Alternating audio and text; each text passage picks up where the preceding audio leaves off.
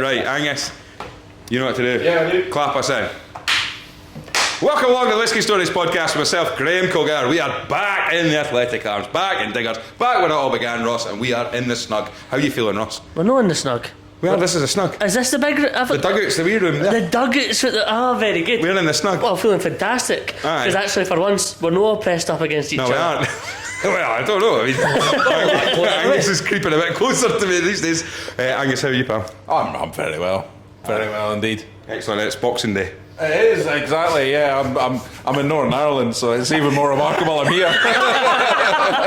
So it's safe to say that we've been recording a few podcasts early December, just trying to get stuff organised. If you're listening to this, I've broken the fourth wall already. You've done it. Well, if you are listening to this, it's Boxing Day. I was actually hoping you'd probably be having a better Boxing Day than to sit down and go, I need to listen to the Whisky Stories podcast, but we're here. Absolutely. I'll tell you what, lads, I've got my Spotify Wrapped out today, and the podcast was involved. Yes. And do you know how lovely it was to see top of the podcast, Joe Rogan podcast, then second Whisky Stories podcast, which was just brilliant. Absolutely fantastic. But honestly, it was quite cool to see my wee logo on Spotify, and that's really cool. We're fast approaching 10,000 downloads. Nice. Well, I mean, by the time this goes out, I'd say we've probably hit 15,000 downloads. Here's hoping. We just need that one viral clip to go. But no, it's been great. But we are joined by a couple of guests. We've got the Lang boys. They're not brothers. Not brothers. We've established they're not brothers. We've got John Lang and Scott Lang from the Collectors Club Competitions. How are we doing, lads? Yep, brilliant. Good to be here. Honoured to be here, mate. Thanks for having us. Thanks for coming through in Edinburgh for you. We night through in Edinburgh. We're through from the west coast. Yeah. On Boxing Day. I know what the trains are triple the price.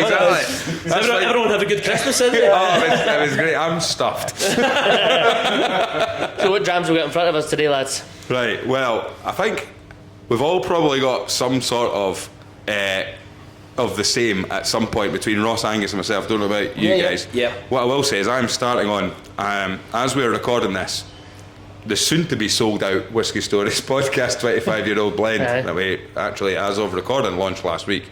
Great dram. One of 69 bottles. One of 69 bottles. 43.9%. I heard there's only one left. I think that's there's a good chance. Yeah. By the time this podcast, I mean, hen's teeth.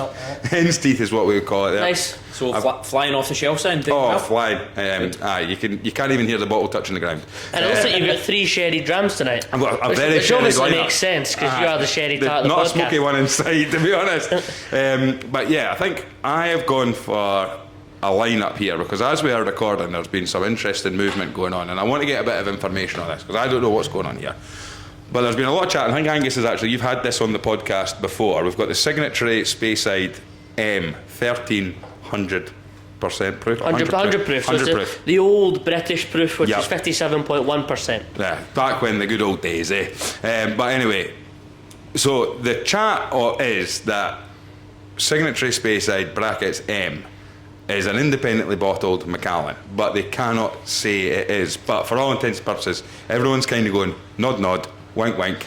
Because they could have done it. It could be a Manic-More or a Milton Duff, and they'll have done very well. Yes. Because everybody else is getting excited and caught and thinking it's Macallan. Yes. But it's certainly the Speyside M, just like they do in Orkney HP. Yep. Believed to be Highland Park. So it's believed to be an undisclosed Speyside that's from the Macallan distillery. And so this was a 2010 13-year-old at cash strength at exceptional value, which is why everybody's wringing their knickers for it, because it's just something a wee bit special. Absolutely. And beside it, I have Woodrow's Highland brackets Mother Lover. Yes. Close brackets 101 proof from the A Race to the Bottom edition. Yeah. Now, So friends of the podcast, Woodrow's. Yeah. We've had the debate in the podcast before because we've had a whole range of independent bottlers on, from a publicly owned SMWS to Fragrant Drops and Woodrow's, who've been relatively new and upstarting. And obviously you've done the independent bottler spotlights with some brilliant brands as well. This is an example, and it says, it's got a gravestone on the label, and it says RIP to the wee indies, basically the indie indies, because an independent bottler and an indie bottler have become quite different things. We've talked, I guess, about this a few times, where we've said, what is it? We've talked about distilleries becoming established and distinct. When do you stop being a new distillery? But one of the other questions we've often asked is, when do you become an independent bottler, and when are you an indie bottler? So the answer is they're all independent, but some of them own distilleries, or some of them are owned by groups who also have distilleries. That's it. And so this example, Signatory, is probably a bigger brand than Edrodower globally. Right. Yep. I'm a big fan of Edrodower and Balekin and stuff that they produce, but Signatory is a global independent bottling brand, and so they're able to produce fantastic liquid like the one you're enjoying. Whereas I think what Woody's doing here, he's, I believe, at pretty much cost price, he's actually managed to get cheaper and just kind of show that, you know, these guys are able to squeeze, just like distilleries are able to squeeze the markets and control the markets. They're kind of doing it with independent bottling as well. So if you're able to produce high quality sherry oak Macallan, let's assume that's what it is, for a cheap price, people with the parcels of stock of sherried Macallan are going, how that we thought that was our golden opportunity. We thought we were going to make a bit of a profit in that, and so they have to do. So this has been a really unusual, very authentic bottling from Woodrow's, and I've not tasted it yet either, but I've got one of them as well. But it's not a Macallan he's put out. It's Mother Lover. No, but it's also Highland he's put, because Speyside, Signature Speyside. okay. Crossover there, wasn't there? Yeah. However, the thoughts are that. And because you can never really know. For example, Glenfarclas, every single bottle of Glenfarclas has the word Highland on it. It doesn't have the word Speyside on it. Okay. And so there's loads of different things with labelling. And, Jay Cadcook, I was speaking to recently, an ex-guest of the pod, and blender for Ian McLeod, he actually was on the SWA's recent meeting about labelling and font sizes and what you're allowed to do and what you're not allowed to do. And the answer is there's a lot you're not allowed to do. Yeah. So whether it's Highland or Speyside, etc., where it is actually from, we don't know. Right, Angus, what have you got? Well, I was going to say, have you ever seen another bottle with gravestone on it? Another bottle of a gravestone on it. Because I was going to say, there's a lot you're not allowed to do. Woody's probably... Yeah, that is true. I can imagine Woody's trying to do as much as he can. That's a good point. Just knowing Don't get into trouble. I've seen some German independent bottlings have had kind of like headless horsemen and graveyards and stuff on them. Really, really unusual. Would Fragrant Drops? Oh, well, But Fragrant Drops, obviously, they've done Fragrant their Drops have done all sorts Maggie of... Thatcher, the Wicked Witch. Yeah. I mean, it's that. but again, close, isn't it? It's close. They were being quite out there with that, although they disclosed that in the podcast. If you don't know what we're talking about, go back and listen to the Fragrant Drops podcast, and Rachel and George tell you some of the little hints and tweaks that are on their labels that actually link to historical events. But it's a good point. I don't think I've seen RIP independent bottlers or wee indies on their own label before. I don't think I've ever seen anything like that. That's what's great about Woody. When we've had Woody and Megan on the podcast a couple of times. They've been sort of cameo appearances at different festivals and stuff like that. But one of the things is like Woodrow's of Edinburgh. I was actually overheard a conversation in this pub with two old boys talking about Woodrow's, and they're like, there's this new thing, and he's talking about Woodrow's of Edinburgh. I said, they've got this brand in Woodrow's of Edinburgh, and then they just strap "It's no pish." I've seen It's that kind of thing. But Woody's one of these great guys that he's very, very, very talented at picking out casks and producing very, very good liquid from the casks that he gets. But he's also a great guy in the sense that he's as you come. He's probably authentic as you get. Yeah, he's good. We've met him a couple of times. It's just that. But what about yourselves, lads? What are you guys jamming? John, what are you on? So I think we're both on the same thing. So we're on the Clydeside Napier. So this is their first full sherry release. Brilliant.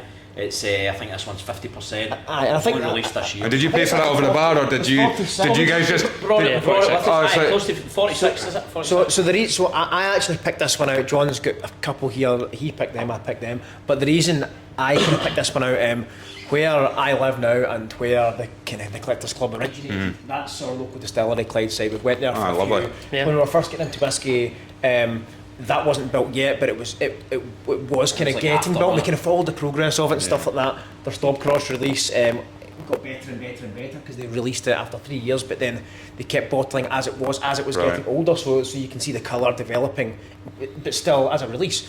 And the Napier one is one of my drams of this year. Right, fantastic. It's What were you going to say about visiting you as like well. it? Yeah, no, I mean, they're still the Clydeside are still at that non-age statement. Yeah. They're still there. I think they're working towards the 10, working towards the 12. But so they're bringing out some good drams. I think they've just got a new committee that they're doing recently, and they're bringing out a new bottle for that. So and as you said, the Napier and the Stop Cross.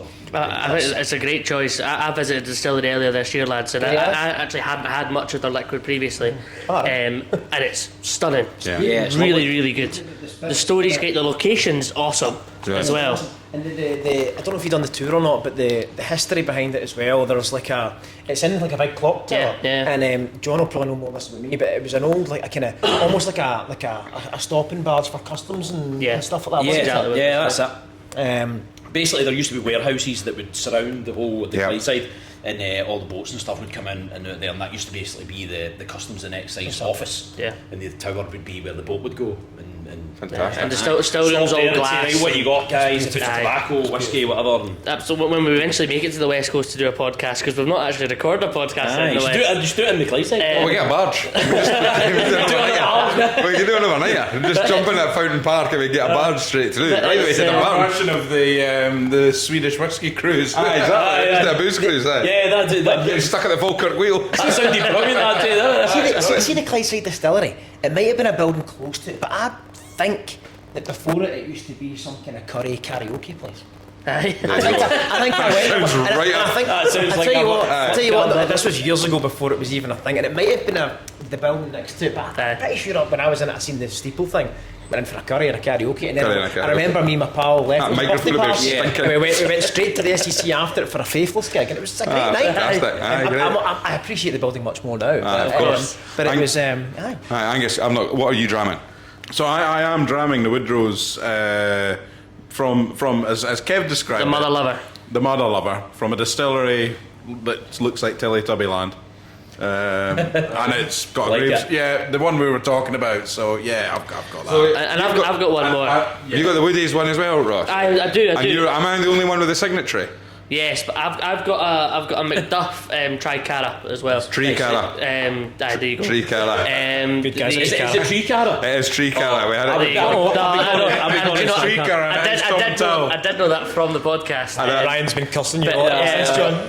2010, 13-year-old from Glendevron or Macduff, which is a treat. Nice. And honestly, I came in today. I was running a wee bit late, and I just asked the fantastic bar staff here at Diggers. I said, just pick a bottle off the shelf and I'll take it. They picked the closest one. No, she's got the ladder. She's got the ladder. It went up to the Whisky Bridge. Fortunately, it didn't cost me an arm and a leg, so, and it's something I wouldn't have picked myself. Good. And so that's quite fun. I think that's a great thing about when we're here and all that. You really do get an opportunity to. I've set out. I think we were talking about it on the last episode that we recorded with Simon Smith. And I've sort of said that since moving to Edinburgh and being only 800 odd yards away from this pub, Dangerous. It is, but also it's saved me a fortune on buying bottles. Sure. But what it also means is that in the bottle collection I've got, it ages the journey I've been on in the whiskey drinking process. Yeah. Number one, because I've drank a lot more expensive whiskies, so I'm tight. I'm too tight to buy them now. That's why we probably got you guys on. We'll lead on to that nicely. But at the same time, it shows you where kind of when I was living in Kirkcaldy before moving to Edinburgh, where my whiskey drinking was at the time.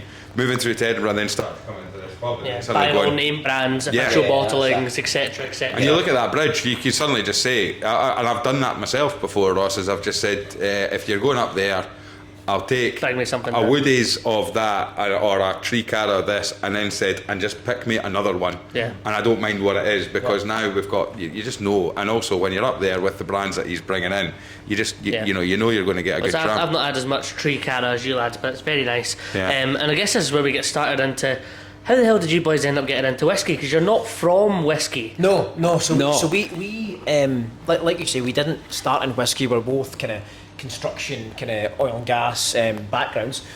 So it was 2016 or so when we first started. I first started giving whiskey a go. John was actually getting into it later than me, then propelled himself way further forward where he is now in his whiskey journey. But it was my old man, who's sadly no longer with us. He got into whiskey with one of his friends for investment. Didn't really buy that much of it. He bought the odd bottle, and when I say investment, I don't mean crazy bottles. I mean like distillery exclusive releases, maybe the odd big committee, maybe that £100 bottle that could escalate over time. Yeah. And the reason he knew to buy that was from his friend Stuart at the time. So his friend Stuart is a big collector and has had all the big bottles. And Stuart, if he watches this back, he wouldn't mind me saying this actually, he his kind of fascination is with whiskey, and he no longer drinks for obvious reasons, and that's his thing. He collects whiskey, Right. and that's his buzz from Yeah. it. So The chase. yeah, that's it. The chase. It's always exactly. the chase. Yeah. So my dad introduced me to Stuart, and John was me and John have been best pals forever, right? So anything I did, John did, and vice versa. So my dad got us in tow with Stuart, and he says, "Oh, I'm collecting this, collecting that." So that's when I started kind of trying a couple of whiskies. John was more into gin. John will tell you in a wee minute. He was actually giving a go at making gin at the time. Maybe you want to touch on that. I was going to start a gin brand. It was called Fallow Gin, and I was actually distilling gin in my. It was bloody good, I know. My kitchen of my flat, completely illegally at the time. Please distill responsibly. But yeah, please distill in your kitchen responsibly. But yeah, I was, just quickly, I was basically redistilling vodka, because vodka is pretty much the closest thing you'll get to neutral grain spirit, pretty much. So I was adding, juniper to that and all sorts of herbs and stuff, and then redistilling it, putting it into. Anything particularly unique that you're putting in there? Just a wee. No, I think I was just trying to I was going because it was Fallow Gin. Is it's a kind of valley next to Loch Lomond. Right. So I would go there and try and pick some heather and use that to try and integrate that into the spirit and put that into the gin essentially. So Did you produce bottles of it? No. Just a big bathtub. No, I did make bottles, right? Aye. So I made my own label. This is like Oh, it kind awesome. of leads us on to like the website and stuff, like all the exactly. design stuff. So I made my own labels and gave away a few bottles, like Ross, you want a wee bottle? Love that, aye. You know what I Yeah. mean? And then it just kind of faded off, got into whiskey, and then took it. Aye. Yeah. So the reason I kind of said about the gin thing was that we went to. I said to John, "Oh, right, my dad's taking me up to his pal Stuart's place. He's got this lovely display of loads of whiskies, and he's going to put on a whiskey tasting for us. We're kind of like that, right? Like young boys at the time, mid-20s. You love going to the pub anyway. You love having a beer, having a couple of vodkas, having a gin and tonic, watching the game, going to the nightclub, whatever it may be. And we're going to go up here on a Saturday afternoon and get on the whiskey. And what's his collection like? I mean, how do you know how many phenomenal. bottles we're talking? I mean, it's wall to wall. In terms of how it takes up a whole room, sort of thing. Oh, aye. Yeah. Whole room, wall to wall, and Stuart is very very OCD. He's got mirrored cabinets all the way around. OCD. So And- is it in this?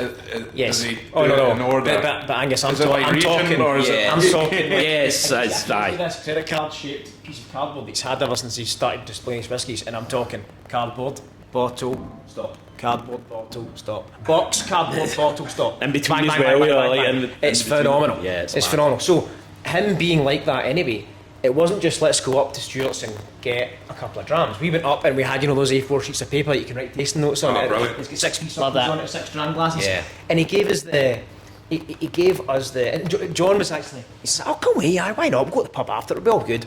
And he says, "Can you ask him if he's got any gin?" Ask him if he's got any gin. Aye, no bother, aye, fine. So went up. I'll just have the gin, but I'll come and go for a bit of jolly.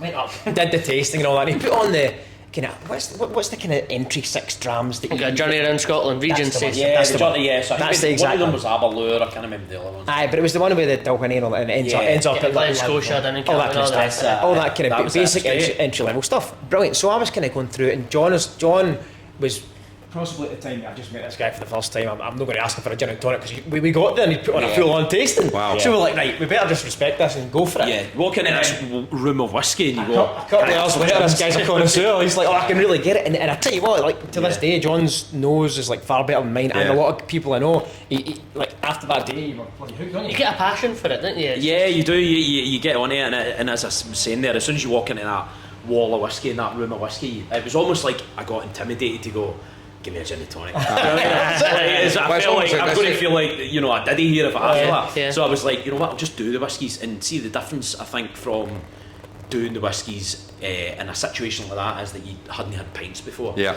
Typically you try, Sure. like, see, you try to get your pal in You get whiskey, above right? any double with at 9 o'clock in the pub. Aye, so your pals have Yeah. had 4 or 5 pints and then they go like, I use her into this whiskey stuff and that, like, give me a whiskey. And then you go to give them a whiskey and they go, oh shit. But if you take a drink of something that's quite low key with 5 pints in you, it's going to taste like shit. Yeah. But if you go in fresh, taste magic, it's yeah. easy, that's So like either way. they say that like some of the best blenders and nosers of whiskey in the world and some master distillers and stuff, they'll do all their nosing and their blending early in the morning because that's the best thing. Absolutely. Yeah. Some probably do it after 5 pints. Yeah, no, probably do. That's why we got some shite whiskey in it. I know.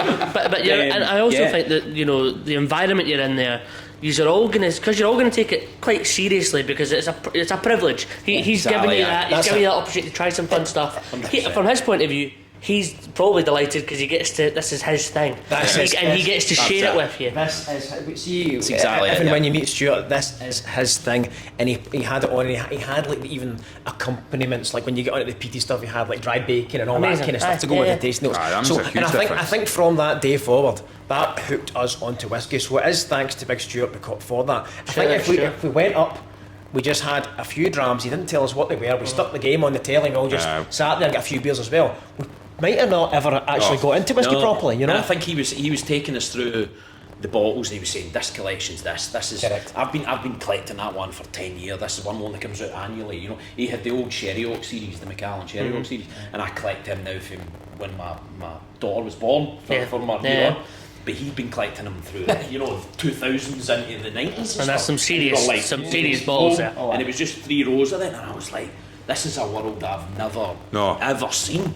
You know what I mean? Like when you walk into a bar, people walk into a bar like us and they go, "Oh, these drams in the wall and stuff." They're like, "What is all this?" You know what I mean? Like it's just a totally different world. So for me, it was just like, this is something completely new. There's a couple of things there where it's like we've talked a lot about the environment that you're in when you're drinking whiskey. There's been so many times where I've maybe picked up a whiskey and tried it and gone, I didn't like that, and then I've maybe gone back to it another time, and it's always about the circumstances, the time, and you're taking the mickey out of me earlier, Ross, and you've absolutely hammered me since Whiskey Fringe because you're jealous that you missed it because you were away getting married, right? But Whiskey Fringe. Bad. Well, this is what Ross says. He tried to get Whiskey Fringe moved for his wedding, but it was. I keep harping back to it, and I do apologise for repeating myself. But I have to say, I don't know what it was, but at 10:30, 11:15 that day, or Sunday morning, getting that talk through of the Ardbeg, something clicked. It's his passion. Yeah. You were a receptive audience, and you get an itch for it. But you go back a couple of weeks, because we had been at the Balvenie tasting at the whiskey shop just a few weeks before that, and the last dram on that lineup was the Week of Peat. Yeah. And I couldn't finish it.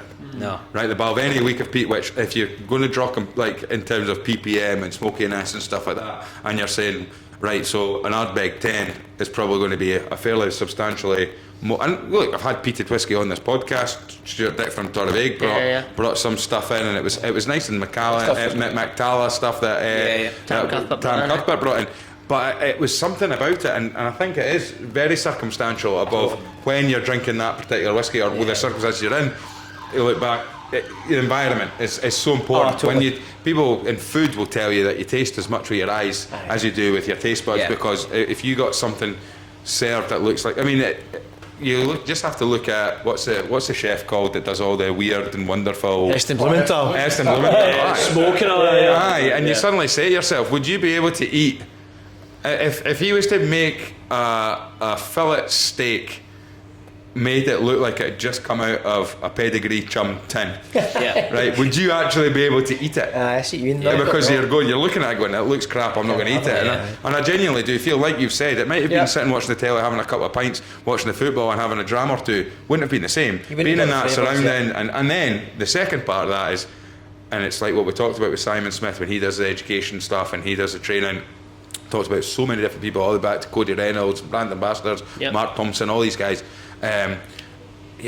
When somebody with passion tells you about something, but also does it in a way where they're not going well above your head and trying to, and you feel that really does make a difference. Totally. I think as well. Totally. I think as well that the fact that Stuart was so in depth with us, got us into drinking the whiskey, and Stuart's son Craig, who's round about ages with all of us here, he got into it as well. And he that kind of helped as well, because we had a wee kind of young crew they went with the old crew type thing. So we came away from that tasting amazing, hooked on whiskey, but also hooked on the fascination of these walls with all the collectible stuff. So myself and John were kind of right. Well, we start. We're right in his ear after. What should we buy for investment? What should we buy for this, that? So we were going in buying our first Macallan or our first Highland Park or whatever it may be, and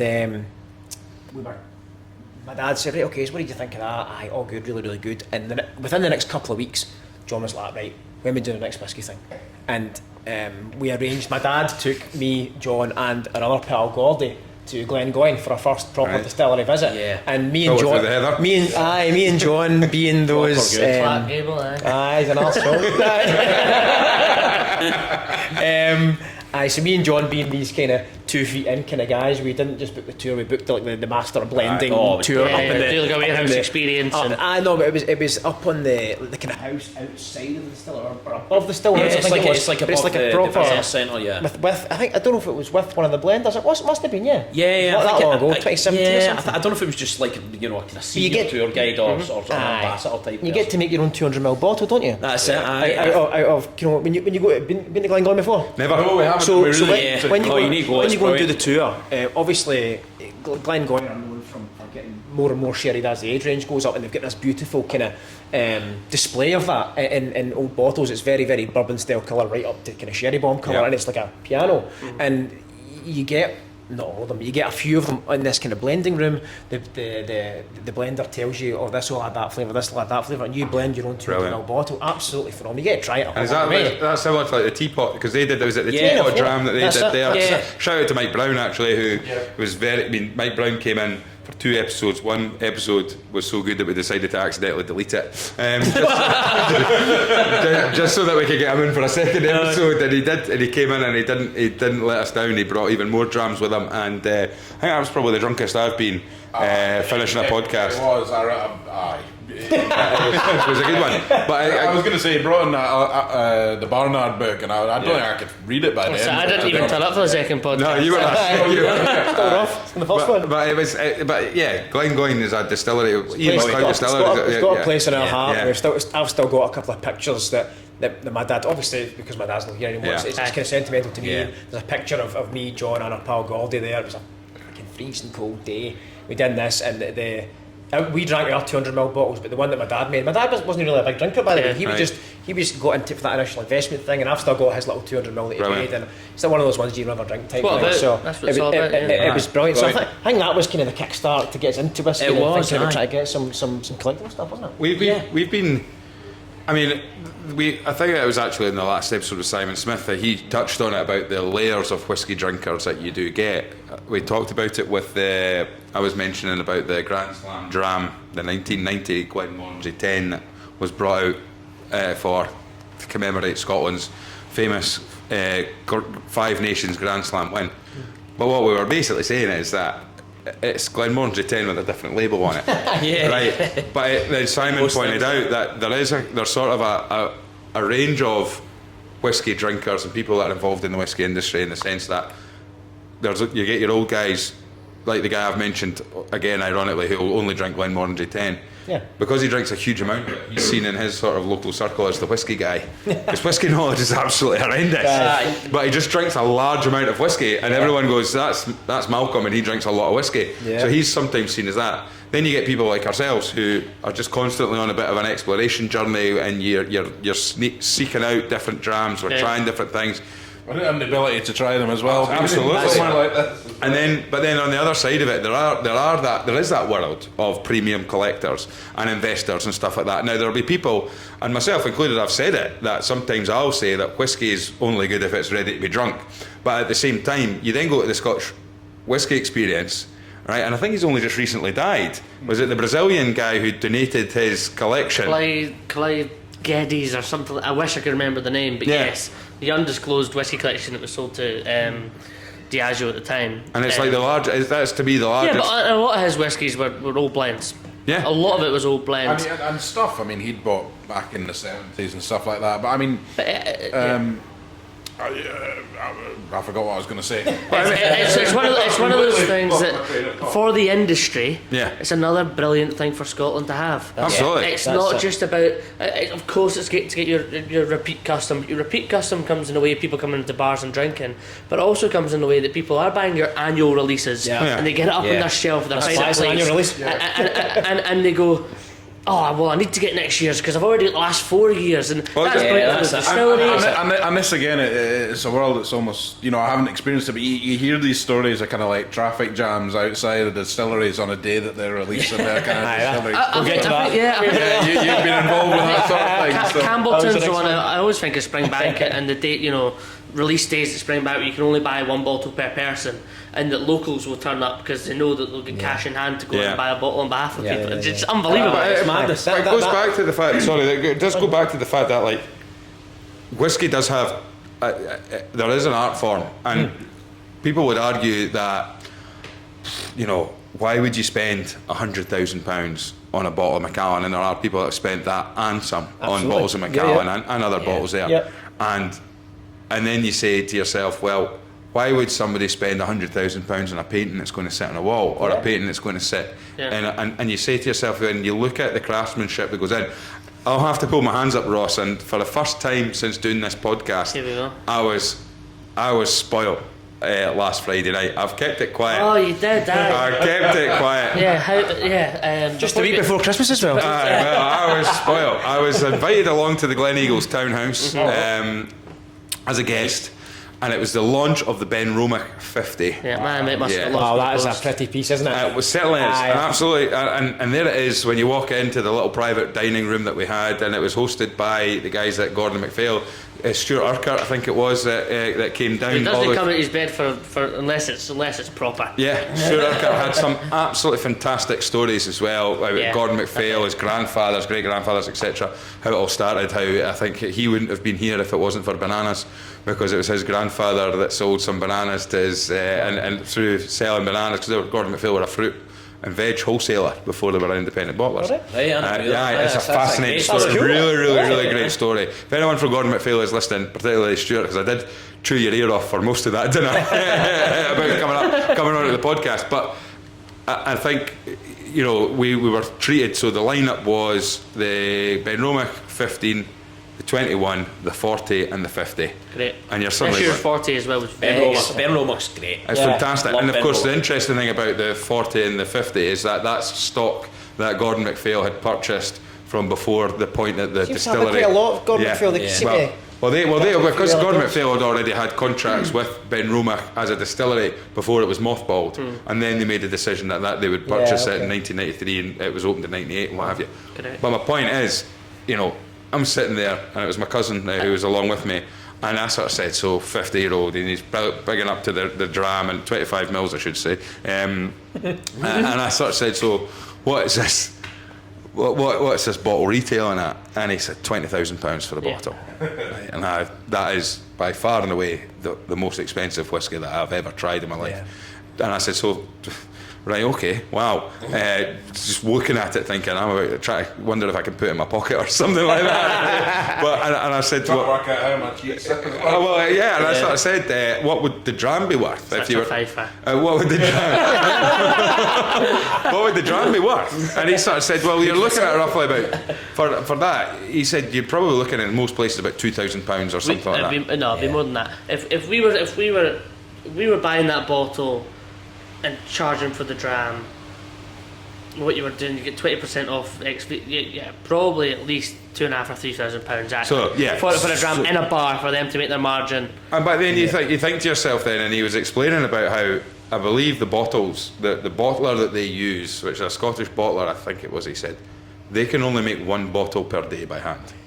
Right, so you suddenly say to yourself, there's layers to this. Basically, yes, the liquid is 50 years old, and you're paying. Someone will pay £20,000 for that bottle, but they're not just paying for the liquid; they're paying for the whole thing. Craftsmanship. And that craftsmanship goes further back than just someone's put liquid in a cask 50 years ago. That what checks have had to be done? How much is that? I mean, Gordon MacPhail, he was talking about the cask management program that they've got, and it's like if we get a cask over a certain age, it sits in a steel drum now, because we just can't. You get to a stage where you can't afford any leakage would come out of that. So if it leaks, it's saved, it's salvaged, it can then be re-racked, etc., etc., etc. But the point is, like, handcrafted bottle, it's not going to just be standard glass. There's going to be so many different layers to it. Tall round and a screw top. No, it's not a tall round screw top. It's not.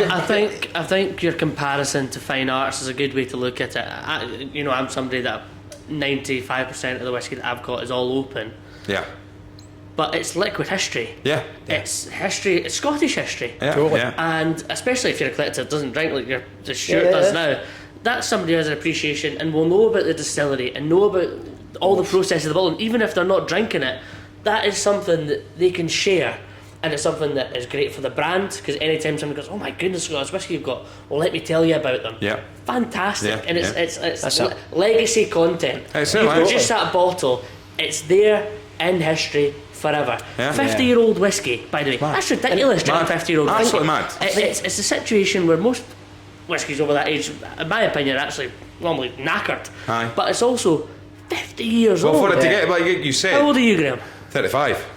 So yeah. You've got no right. No, but that's, I mean, no, you're right. Even for the 40. But you know Even what I for the mean? 40, no. I totally, I felt bad drinking Yeah. old whiskies. Aye. But But then that's the thing, is you've also got to say then, and it's like what you've said, and when you actually break it down, and what we've learned a lot of, and you go back to Fraser Souness's story, is when he's done the Tamdhu tour, and the boy says, right, we're going to finish the tour here, this cask's 50 years old, everyone gets a dunk of it, and everyone's sitting there going, I can't believe we're about to try it in a warehouse. Yeah. We're going to try it out of the cask. Everyone drinks it and starts looking around each other, and the guy goes, it's shite, isn't it? And they went, aye. And they went, yeah, because this is an example of something that's been overcooked. Just because it's sat in wood for 50 years gives you no right whatsoever, because that's the difference, is that the craftsmanship of age versus quality. So if something has made it to 50 years old, right, that means the liquid the liquid matched up with the cask, for the cask to survive that length of time. That's if it's one cask it's been in. and the sherry bit's probably already 100, 200-year-old trees that For have been that, I mean, that wood will have to be of the top quality for a whiskey to get to 50 years and still be quality enough to be taken out. Yeah. Then How was it? It was great. It was lovely. Yeah. I will say that it's hard to make a judgment call on a dram of that. Like you take it into so many different things. Like, number one, the experience in itself. You'll never forget that. Correct. Then the number two thing is you go, well, I'll probably never drink this again unless it's free. Right?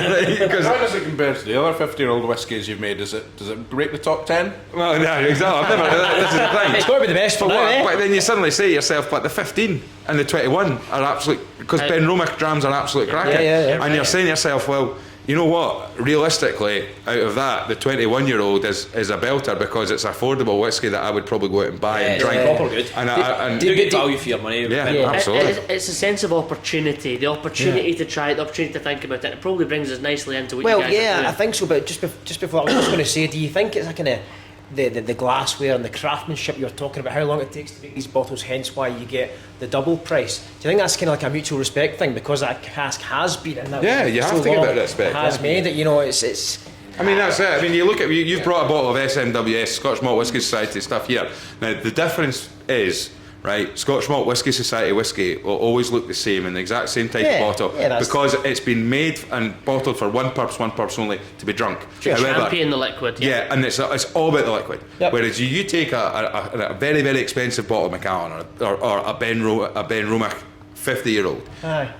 There's more than just craftsmanship gone into the liquid. Then it's all about the whole thing as a package. And maybe they're not selling to a market of drinkers. They're selling to a market of people who, number one, would be people that are collectors, like your guy you're talking about earlier on, or people that have high-end, money that they can say, I can put 20 grand into that. Gifting, to be honest, as well as another thing. And exactly, you need a whiskey that's going to look the part. Yeah. If it's Exactly. There was a guy That's there- what I was meaning. Yeah. There was a guy there with his wife, and they were sitting around the table, and I think he was over the moon, because afterwards he was sort of saying, well, darling, which one was your favourite? And she was like, I actually preferred the 40. And he's like, oh, thank God. Because I think there might have been I don't know who they were, but there might have been an expectation that if there was a decision to be made. And that is, I look at the world that I'm living now with whiskey, and I'm suddenly looking at the drams I'm buying and the whiskey bottles I'm looking at, is you're suddenly going, 5 years ago, a bottle over £100 was an extortionate bottle of whiskey. Now you've got a bottle of Macallan 25 in the Balmoral Hotel with your name on it. Right, I know, aye. Well, cheers, Ross. What were you doing on Friday night, mate? Sorry, I didn't mean to call you so directly there. I did. It's me, Doc Sticks, you know.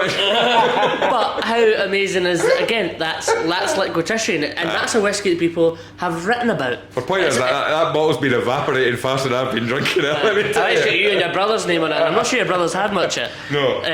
But that's a bottle that people have spoken about, tasted for the last 50 years. That 25-year-old Macallan, it's iconic. People have written about it. It's been in movies. Aye. You've got a bottle of it. And it's fantastic, and as I say, like I say, there's I find the balance here where I go, I for all the hard work that someone's gone into it, that should be drunk, right? Yeah. But at the same time, that's my way of appreciating the liquid. For sure. Somebody else's way of appreciating the liquid is no.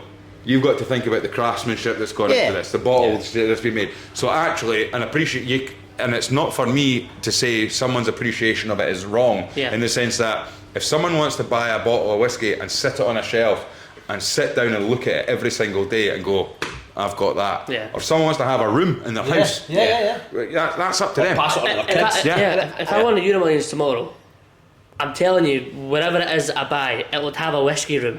Yeah. And it'd be full of bottles that I already know it would. And we all close our eyes and think, mahogany. All these Connoisseur's Choice, whatever it is, all these Arons, whatever. And I think we've had a few people on the podcast who talk about having a dram in a moment, for example. It's another style of collector. Yeah. So I think Paul Main was probably a good example of Yeah. this old Lechig, I think it was. Garden Heads, aye. The Canheads, basically getting to try it being his Eureka whiskey, and then going, right, well, I'm going to buy every single bottle I see of that, I'm going to get of it. Yeah. And that's another way of collecting. So then, if I find a whiskey that totally changes my life, that I think is a great deal, I will buy 10 bottles of it so that I can enjoy it for the next 30 years. Yeah. And that's also the art of collecting. Absolutely.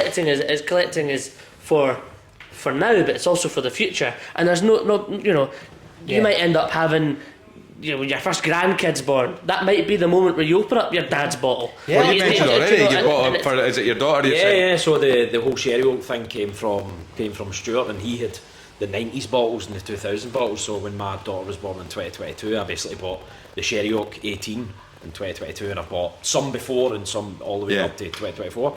I know it's only a few bottles, but but it's I bought some like before that as well. But Stuart used to tell us.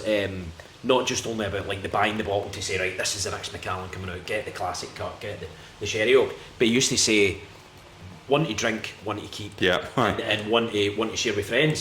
So you drink one yourself, one to share, one with you guys here or whatever, and put one on the shelf. So there is an element to the whole collecting thing where obviously not everyone can afford to go in and do that, but you go in there and say, right, well, I'll at least get two.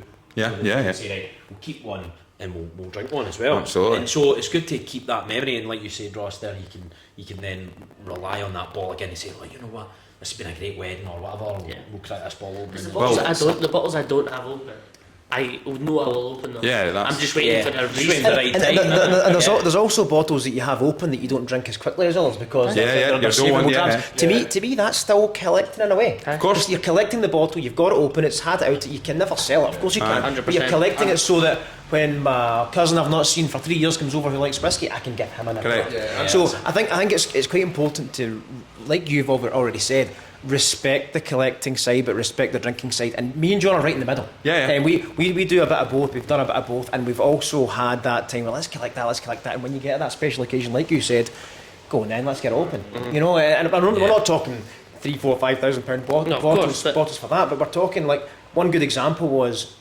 after the kind of Glengoyne thing with my dad. Unfortunately, that's when my dad passed away, just after that, and then Stuart invited me to his Isla trip. I think John was working away at the time, something like that. So I went myself with Stuart, his friend Chris, who's now a great friend of ours, and Craig, his son. So we went to Isla, and we went into all of the distilleries. We were staying in Bamore, into the Bamore, big panoramic window, lovely dram bar, superb. You can sit there all day, couldn't you? and they had the manager's dram, which was, I think it was a 22-year-old, the David Turner one. It was David Simpson. No, the David Turner. Wasn't David it? Turner one. Of course, he's still there. He's been there forever, hasn't he? And it was like treacle. You could see it through this thing. But typical Bowmore flavours, but just really, really dark, really, really PX sherry, raisiny stuff. And they had it behind the bar, and it was, at the time, it might have been 20 quid a nip or something. But you're in there, you're like, right, I'm having one. Oh shit, I'm having two. Right, and then is it in the shop? Right, okay, I'll buy one. Stuart's like, buy two. That was exactly what John said. Buy two, keep one, drink one. I couldn't afford to buy three at a time. I think they were maybe 250 quid each or something. Yeah. No, buy three, buy two. And I took two back, and John was getting married, so the night before his wedding, I took Lovely, it down and that's what's exactly what you said. yeah. So we took that down, opened it, and hopefully, Caitlin doesn't watch this podcast, because we nearly done the bottle in that night before his wedding. Well, I'm just trying to think. So who comes up with this idea? Let's start a business together. Well, so I think John and I have always had this kind of thing. What can we do together? What can we do? Yeah. Let's do something that we love and make it into even a side hustle, something like that. And there was many ideas. There was many different ideas. There was going to be a kind of a raving clothes brand that we won't go too far into, just in case we reignite it one day. There was a few things we DJ'd together. You know, one day when you start DJing together, you play a good gig, you think you can play Ibiza every Love night, it, you know what I mean? love it. All that kind of stuff. So we did all of that kind of thing. And so where are we now? We're probably end of 2021. I was doing my electrical stuff, and the company I was contracting to went bust, and I lost my job, which was kind of the blessing in disguise, because if I had just went to the next project with these guys, I'd probably still be doing it today. You know, you hear a lot of people saying that. You need that little boost. That's it. Did that. John was working in a kind of oil and gas role. You were not hating it at that point. You were okay with it. No, that was it. I think we had this mutual thing where we were wanting to try and start in business some way. We'd obviously, like we talked about, we'd started collecting loads of whiskey. There was actually 3 of us doing this kind of consortium thing. We were drinking a lot of whiskey all the time and buying bottles. Buying the doubler. Drinking one whenever we were out on nights out, or when we were running at each other's houses or whatever and stuff. And we got to a point where we kind of split the consortium, and we all had sort of bottles together. And we had sort of amassed this collection of maybe 100 bottles or whatever. Some stuff pretty rare. Some stuff was like worth a few grand. So we were kind of like, Scott came up with the idea. It was like, how can we turn this into a business? How can we make this our job, essentially, right? So like, how can we make our passion our job? Well, that's it. A funny wee stepping stone into that, though, before you go on, John, was that I had seen a few people, and I think it was actually pre-lockdown. Or maybe it was lockdown, or just just pre, and they were doing all these bonus ball illegal lottery things, making Facebook groups saying, right, there's 1 to 49, whoever the bonus ball is in the lottery, that's it, it's whatever a ticket for, whatever. And I seen a guy doing one for a set of brand new minted Technics 1210 vinyl turntables. I'm like, okay, 20 quid a number, I'll take one. Wins it. Really? Aye. So you're one of those winners? I'm one of those winners. So I won it. And then I don't know if subconsciously that just thought, well, maybe we could do that. And there are similar business models to what the Collectors Club is right now. I'm scared to say that, where you can, it used to be when you went to Glasgow Airport back in the day, there was an Aston Martin sitting there. 25 quid a ticket, best of the best, you can win this thing. They do it now. They've been doing it on ITV for years. You can win holidays, you can win X, Y, Z. It's just not called a competition website. And then it kind of clicked. I was like, well, we've got loads of whiskey sitting here. We love whiskey. I'm already out of a job. I'm doing bits and bobs. I'm still doing my DJing, a bit in property, stuff like that. But it wasn't really. It was getting bad, and it wasn't really that passionate. So I said to John, "What do you think of this?" And he's like, "Aye." That was kind of it. Yeah, that was pretty much it, I guess. We started kind of amassing the bottles together, and then we had to go and get the website built and stuff. And we spent more money than we should, I guess, on that, but it's paid dividends later on, do you know what I mean? And it really is it really is a great system. I was quite handy with the camera and stuff. I did all the video editing and all the design work and photos and all that, and Scott's really good with it. Right, this is a good business idea, and that. So we can amalgamated those two passions and those two knowledge bases together, and created something that we already had essentially, you know, if you're going to start a t-shirt business, we already had 15,000 t-shirts sitting there. So you've already got the backlog. You've got the stock sitting. So you've already. We had all the stock sitting there, and we thought these were, you know, these would be good prizes. We were told by a collector that, you know, these are the bottles to get. So therefore, collectors who want to win these for £1.99 are going to buy tickets for them. And we were. Technically, I guess we were right. It got off the ground pretty decently. And it goes back to the thing with my dad and Stuart and stuff like that. Obviously, he was just learning from Stuart about how to get into whiskey and how to invest and do whatever and drink a few drams and collect a few drams. And when he passed away, obviously I inherited his whiskey collection, and he would have wanted nothing better than for me to make this into something like a business type thing. And they were all from advice from the guy we'll talk about. So this is your main. And does he get a cut now? Is he your whiskey consultant? Is it? He's the Scotch fella. He wins one in every 5 competitions. So the kind of the deal was that I would put all that whiskey from my old boy and the stuff we had into this pot, and whatever it accrued to, whatever we thought it would be auction value, or 90% of auction value, that's kind of what that was. Kind of I put that in, and then John bought a fancy camera for doing all that stuff up to the equal to. Me and John are 50-50 everything, you know, and everything we've done even before the business. So that was kind of like, right, well, we've got a right. You share a name as well, eh? So right good base for this. So we thought, let's give it a crack. Great. Give it a crack. And tell me about these. And tell me, sorry, Angus. So I've seen loads of the competitions you're doing, massive in the socials, and also I know people in the whiskey industry that have taken part in their competitions as well. I'll need to have a proper look on your website. Tell me about these instant win comps that you've got as well. So tell me how that works. It looks great in a way that you're basically trying to make it more accessible for people to have that opportunity to win this big whiskey, but also there's going to be quite a few winners anyway. So one of the many concepts we do, so first of all we do just normal competition, bottle on, tickets, ticket number, draw on a Thursday, job done. But also we do things when we want to do something bigger. Each of our competition, first, I should have said this first, I've got a time limit. So when we upload something, it's got 2 weeks, 3 weeks, a month, 1 week, whatever. Usually we're running on 1 week right now, because that's just, you know, get some in, get some out, keep it fresh. So one of the features that we do now is as you said, instant wins, Ross. So let's say there's 100 tickets, and the main prize is a Springbank 12 cask strength.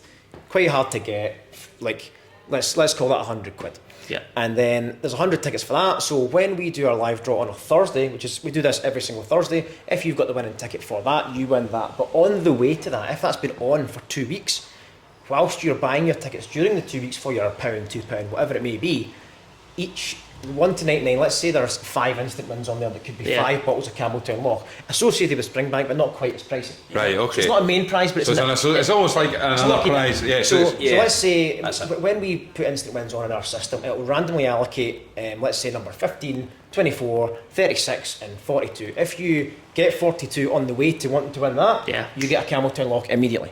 Right. But you're still in for that. That's cool. So you're still, but that's just a small thing right now. So the big one we've got on right now, obviously we've got this big one we're talking about earlier, the Macallan Horizon, which is a huge This is the biggest bottle you've ever done. The biggest bottle. So people that don't know about Macallan Horizon, tell us about the whiskey first and foremost. Aye. So I mean, Macallan Horizon. So we first went to the distillery. Well, not on our first visit, our last visit. Sorry, we went back in August. That was actually a prize as well, wasn't it? So we did a we did a competition. It's not always just bottles of whiskey. So we did the Mastery Tour at Macallan as a prize for 2 people, and 2 guys won it, and it was quite funny because the prize was for 2 people.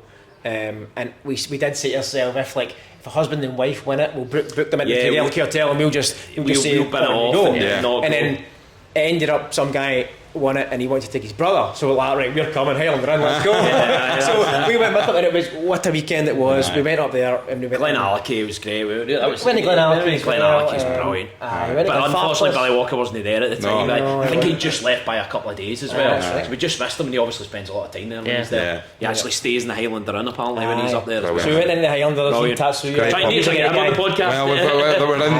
The wheels are in motion.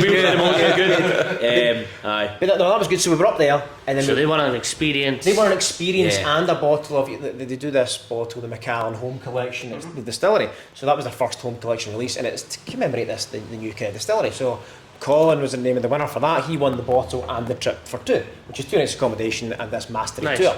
So the Mastery Tour, John and I went with them, and we did the tour. Fantastic, by the way. You go in, you get a welcome dram. Yeah. It's 2 hours worth of touring. It's proper good. And you get a 6-course tasting meal at the end. Brilliant. It's phenomenal. Yeah, really You get- good. And you get a nip of the 30 sherry. Which That's is proper. which is not worth bad, eh? more than the ticket for that if you buy it again the dram bar Yeah. Yeah, like we were upstairs. saying earlier on about the margins and stuff. I mean, we There you go.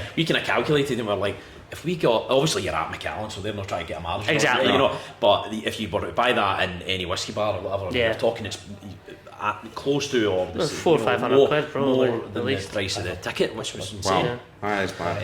So aye. There's a great operation up there. Stuart Cassels, who was the estate manager for a long time, had a stroke 2 years ago and now does a kind of prestige stuff. But it's a great operation. I totally concur with that. And you get and some of the tours you do, we've done the estate tour and drive, as I said, Aye, we've heard before, it. drive around the Bentley. Blah, blah. Aye. Yeah. Still waiting on our invitation. but- Yeah, Macallan. That's where the horizon But comes in. see, like having a gilly on Now, from site and now having on, Oh, aye. Do a bit of fishing the and touch stuff points are just. I'd just like to brilliant. point out that from now on, we won't mention that distillery again until we get until we get Distillery? that distillery. So What, from the now on, mystery just no, beside no, it? no. From now on, it's Mother lover. the mother lover.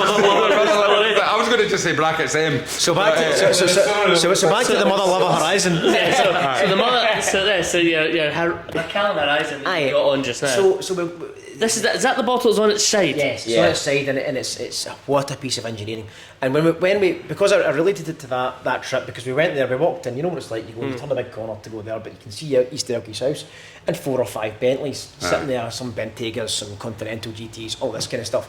And I think Macallan and Bentley had their partnership for driving and all that kind of stuff, or chauffeuring or whatever it may be, in 2022, and then they were working in the background and bringing out this Macallan Horizon early this year.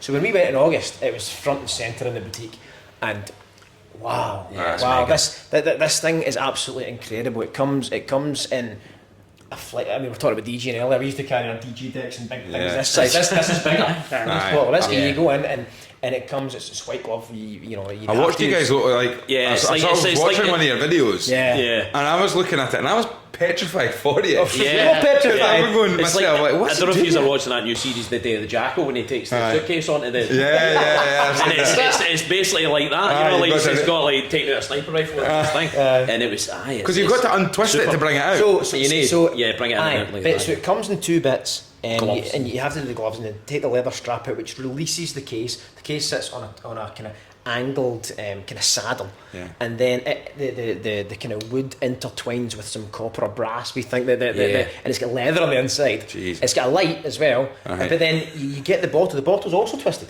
Aye. and you need to take the bottle out and twist it into position. It screws in, Aye. and then you have to give it a kind of push of glory into the end, you know. That's the nerve-wracking bit. That's Next to the right, label, yeah. but no, amazing. It's such Angus an is always amazing pretty thing. generous when he's pouring the drams. How would you feel pouring drams out of that one, Angus? Oh well, it's this elbow of mine, Graham. You know, it's, This is where, if you were to put your cynic's hat on, and you're right, and you look at like what's been bottled for consumption and what's been bottled for the performance, the show, you're saying to yourself that would be a useless dram to pour, because you imagine someone trying to. I mean, that's almost a double handler, similar to our old smuggler bottle that with like 1.75 litres old that smuggler. could be what you describe as a doorstop. Would you use that as a doorstop? Exactly. for the winner of that competition. It could be a potentially life-changing prize. How much does that bottle go for retail? 42. Wow. 44 grand in the distillery, 42. You can buy one, well, you know when you go into a site at 42 grand on Google and you click on it, it's not there. Yeah. So you can't buy it, but you can go to the distillery and buy it for 44, but it's, for talking sake, say 42, because you'll always get someone say, I can get it for 42. And so this You is your, cannot- this is your do you biggest get the- prize. Have you kind Ever. of built up to this? Is that Yes. Yeah. Yeah, We've done yeah. it- I want to see we've done it in a October. 42-year-old Look, tomatin. 45-year-old 45-year-old, tomato, that's the oldest age table Oldest we've one done, and in but October we've done a Dalmore 40. Dalmore Brilliant. 40 is Yeah, so that was like a 12 grand dish bottle. So we've took about what But you I've were a saying week with to go to instant wins the- as well, we try and when the Dalmore 40 was on, I don't know if Dalmore would have liked this, but we called it the Dalmore Doozy. And we had 100 bottles of Dalmore as instant wins as well. Yeah. So people weren't going to be empty-handed, and a lot of the time as well, you can win credits to the site and coupons and vouchers to spend on other competitions here, there, and everywhere. So that's the kind of thing. And even though you're not necessarily going to win the 40-year-old, you might, but you can win a 12. Yeah, so fairly. Not every time, of course not. Otherwise, like for the Dalmore one? So what are you paying to enter that competition then?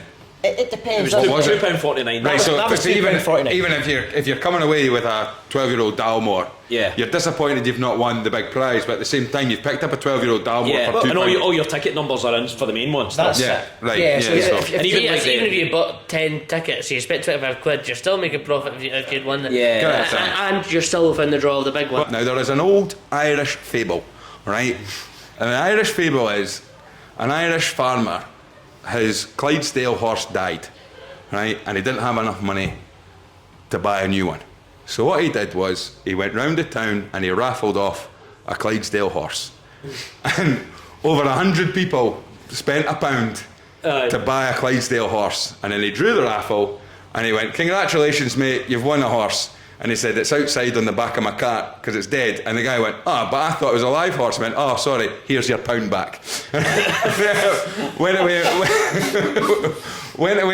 and bought his horse with the rest of it. He said, "If you're not happy, there's your money back. There you go. You've only spent £1, so you got your £1 back." When you look at these competitions and things like that, it must be a difficult area to navigate then, because sometimes if from a cynical point of view, if I'm looking, and we go back to the Irish joke and this and the next thing, but if I'm looking at this and I'm looking at this, you're talking about a £40,000 bottle of whiskey, and what's the entry level for this? What's £2. £2, So I'm saying to myself, how on earth does this happen then? So for people who are listening, I might be going, wait, I'm trying to do the maths here.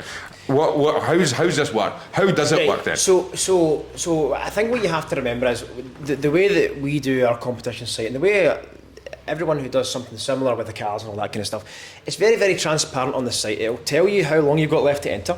It'll tell you how much the ticket costs and how many tickets there are. So you did 25,000 tickets at £2 a ticket. Yes. Now, anyone would come in and go, "Oh, that's 50 grand, and that bottle's worth that." No, that's not exactly how it works. Obviously, there's business expenses. Let's not go into that.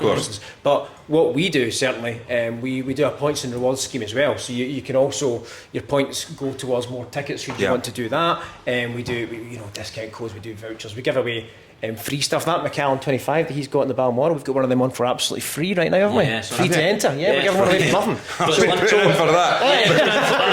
Let me tell you this, and I hope Cameron Yude's not listening, but basically when that Macallan 25's empty, I'm going to get Woody's mother lover £100 just trying to fill it back up again. But no, so that is the long and short of it. It's very, very transparent. But I think it's great that you offer the experiences and everything as well. It makes it genuinely. That's something I would be really into that. Yeah, but if I knew I could go around the distillery and have that experience, and especially if it's something that maybe I wouldn't even have thought about. We've done an all expenses paid trip to Edinburgh, and this was. I'll tell you something, right? What a risk this was, right? So see if you think about it, right? Did you put them in Port Charlotte or something? So we done a winner. We're on the Macri. Right? So there's a winner and 3 friends, right? So we were thinking to ourselves, we've not thought this through, because we could have got, 1 Wido, 2 Wido, 3 Wido, 4 Wido, right? Or we could have got 4 women. Right, so we were thinking, how are we going to explain this?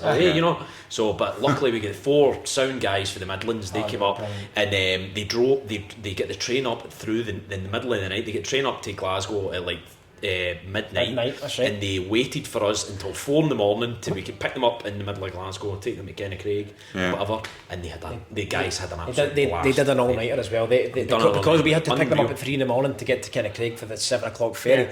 Pick them up for the casino as you do. Right. So they've been on it all night. A few beers came out, and one of the guys was quite unwell before he even got on the ferry. You think you must have been so worried. I was driving to Kennaicraig and I'm like, John. Yeah, I was in the cast.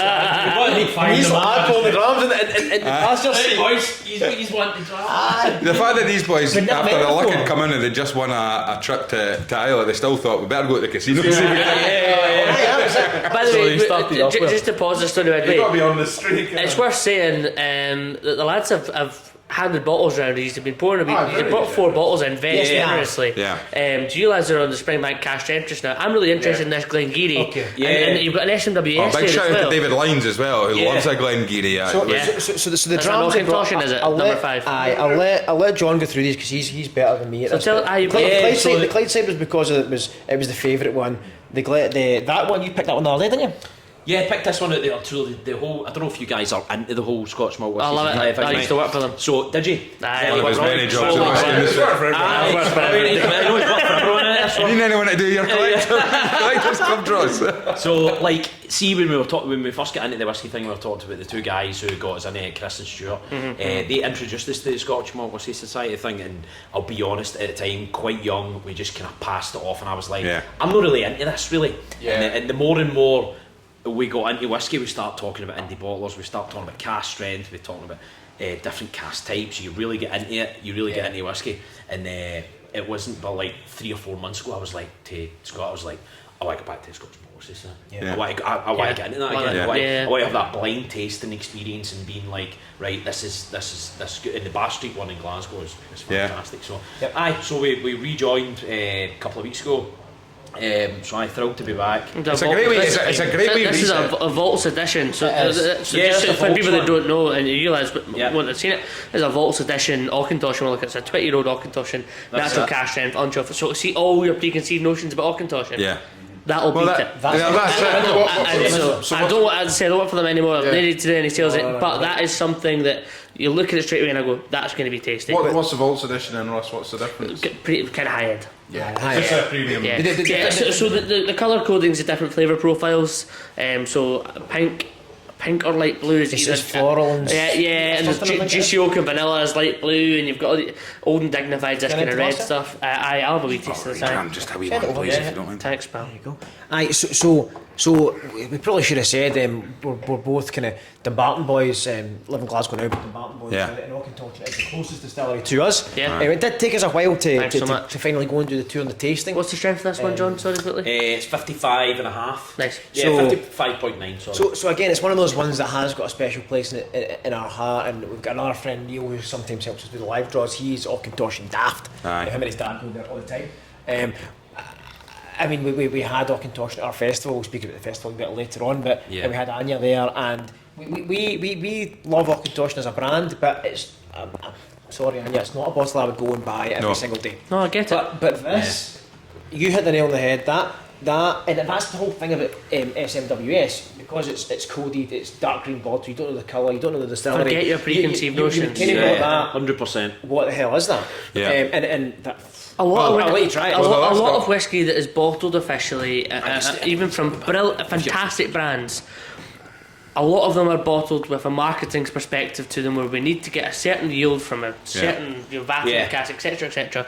S&WS do a crazy volume of outturns. In fact, when we talk about independent bottlers, okay, they're one of the bigger Yeah, ones. they They're will be, not that aye. indie. They're not an indie anymore. They're No. publicly owned, but they do an outturn a month, like 3 outturns in November. That's 20, 30 bottles a month.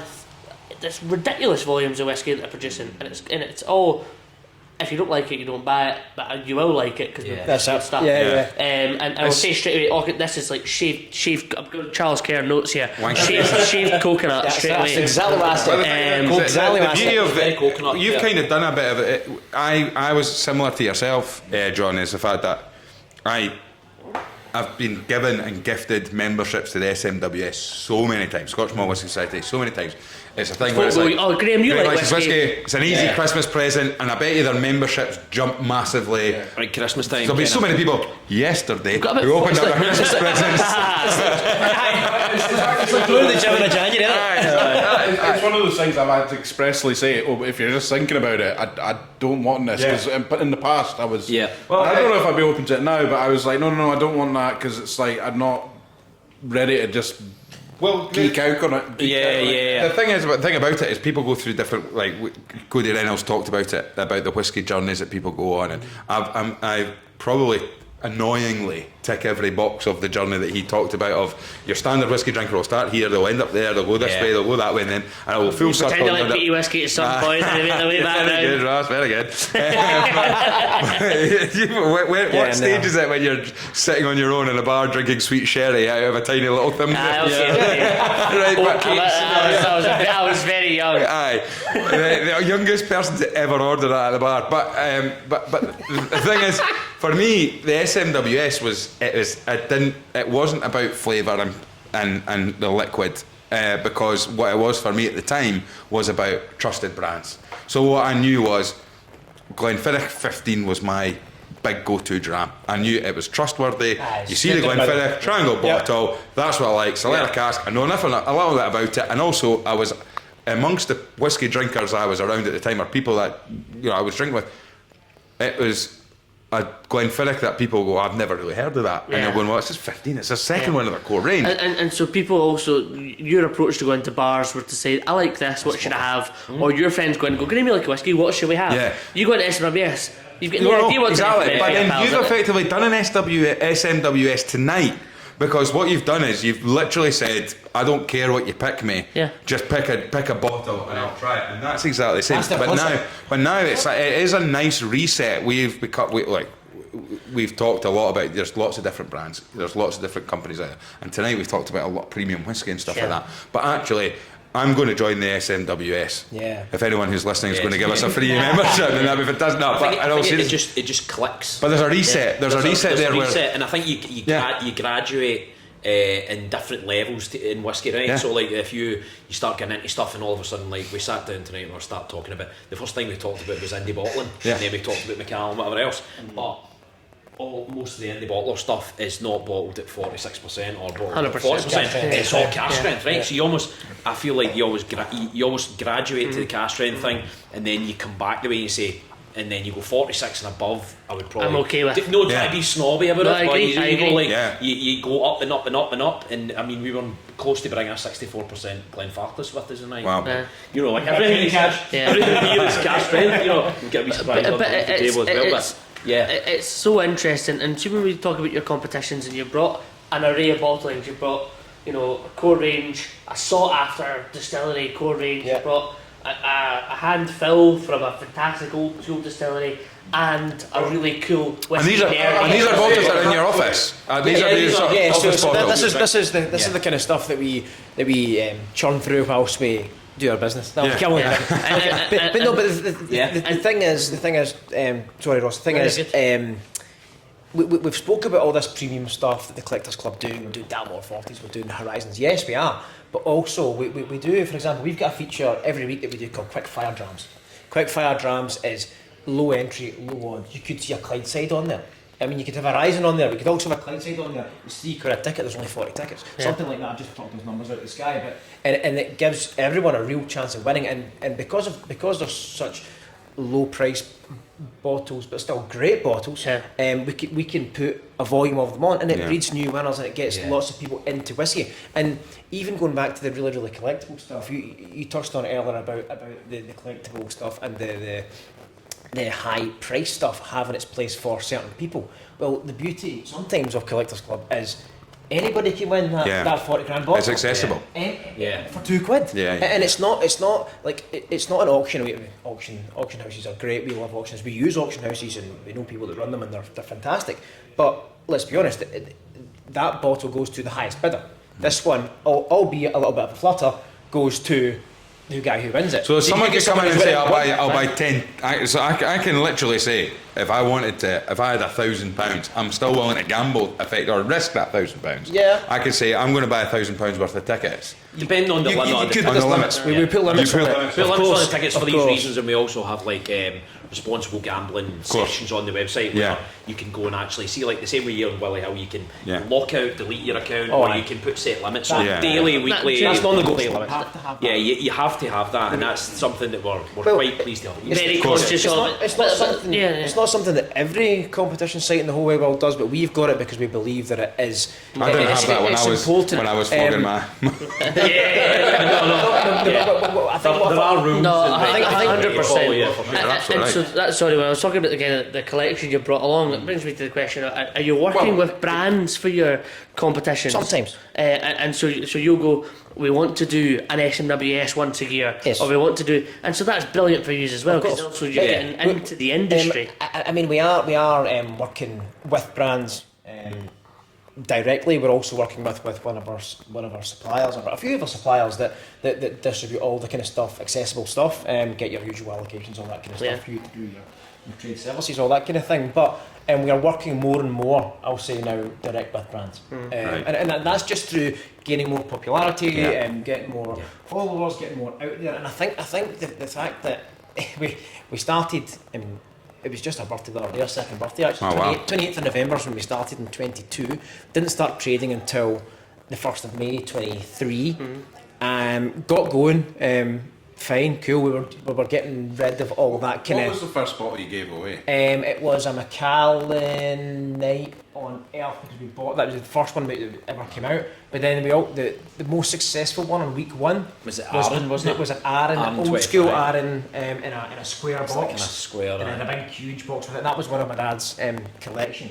Yeah, I think it was one of the Devil's Cats or something. Distillers edition, I think was it. That's it. The Lagavulin Distillers edition, and jazz festivals maybe. Jazz festival, Something maybe one like jazz that. festival, and then we had like 15, 16, 17 jazz festival or something like that. Was the next set. that we had. The people who were kind of helping us build the website, they've done it for a million people, and they said open with 6 competitions, and that Macallan one was the first one to sell out because it was the hot new Macallan. That's the only one we bought. The rest were from the competition. I think they had that kind of funny Bowmore 11-year-old on there as well. Fashila 2017. It was a blue label on it. But like you're saying, loads of weird and wonderful things. The handfills and stuff, like we endeavour always like to go to, like we were talking about Glenallachie earlier on, so like we went to Glenallachie and got like the Ruby Port, 17-year-old Ruby Port, distiller exclusive, one of the best drams of 2024, honestly, unbelievable. And and we would go to the distilleries and put on distiller exclusive bottles as well. So I just think that's important. I think to show that you boys are genuine whiskey enthusiasts. Exactly. So like, that's the message, because I get it from you straight away. Actually, I will say that. Like, I didn't know you before tonight. Yeah, you just love it. And like you were talking about earlier on, sorry Scott, about the Macallan M, the 13-year-old. One of the competitions in October, the 1 and 2, we gave away 50 of them. Right. So just again, just shows that it's not like boast or whatever. No. But just meaning like that's. We've talked about that. We've opened with those drams, and those are interesting drams, interesting topic, right? The Macallan thing and the Speyside secret. When you do, we've put a bottle of that in 50 people's hands. When you do, John, a big competition, you're tomating, and you win it. You hand delivering that bottle of tomato. Yes, the big ones, absolutely. Absolutely. How far away do you go then? So extra content first and foremost, but also it's great to meet you. You turn up and you give somebody a tomato 45-year-old. Such a good feeling. That's pretty serious. Some stuff we'll post. We do it through our supplier. Because you need. Sometimes people live in southern England. We're UK wide. UK. For now, UK. The competition industry. For our type of thing is limited to UK only. They do have it in Australia. For skydives. Weirdly enough. It's like weird stuff like desert, like transporters and stuff and mad stuff like that. In America is weird because America's they have different gambling laws in each state. I was going to say it'll be one of these ones where you win a £40,000 bottle of Macallan, you have to pay so many tax on it. When you look, going back to the collector side of things, and I've had that. We might have been talking about this on one of the previous episodes actually, because I've talked about it recently, and there is this concept of buying, and I've had a lot of people sort of through doing the podcast, people who maybe aren't whiskey drinkers, people who also don't listen to the podcast. Actually, in fact, today, I know this is going out on the 26th, but today I was under serious pressure because my mates, in fact, if Gary's listening, I hope it was worth it, but my mate's wee brother, so my mate George Shields, his little brother Thomas, they're in a big family, and every year in their family, there's loads of them. A big Fife family. They do a Secret Santa. Instead of getting everybody a gift, you just get a name out of the hat, and it's like, I think it's no more than £75 is a That's spend. a good gift. That's a because they're all for a close friend. Because they're all very good, close family, but there's lots of them. Yeah. So basically, he's drawn. Well, he's drawn his brother-in-law. He's drawn his brother-in-law, Gary. Now, Gary's dad was George Drummond. George Drummond was the one who did the Ben Riach 25 charity auction. So George raises a hell of a lot of money for the British Heart Foundation. He does a lot of whiskey tasting stuff like that. Anyway, Thomas has messaged me saying, Graham, I've been giving Gary in the secrets, family secret Santa. What I buy him for? Correct. Sure. Give me a whiskey that I should buy him. £75. And that's up to £75, right? And I was like, 85 quid gets you a 25-year-old's blend, is what you call him. If I know you, you've said break the rules, spent 85 quid on the whiskey story blend. You really want to push it out there. I did give him that one, but it's You're terrible. Send him a tenner. Gary, I hope you really enjoyed your 25-year-old blend that you got. For 75 quid, again, it would depend on what somebody. It's a good question though. So I gave him 5 for the bonus, and you know what the bonus is because you've already pulled me up on it. So the first one I said Ardnamurchan and Sherry, right? I said that's and maybe you're high on that at the moment. I said that's a dram I love, but it's also maybe a whiskey that he wouldn't necessarily go for.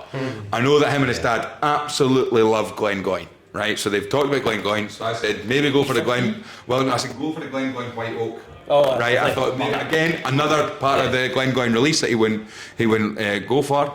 What else did I do? Glencadam 15. I look back through the book. I said that's been a 3 drams recently, so that's not bad. Apples and pears, good. Nice, get easy going. And then I went 2 Glenmores. I went Glenmore 15 2009 Milton Duff, and I went for the Altmore that we had on the whiskey tasting. I would say if they're Glengoyne fans, it's hard to look past Glenallachie 15 for a 70. That was the thing. I just wanted to, but suddenly that element of pressure. Now, what also happens, and that what people say is, I've had a few people saying, I'm thinking about buying. There's 3 people in particular that have come to me and said I'm thinking about buying, investing in a whiskey bottle. Right. And I've kind of gone like, mate, I'll be totally hands up here.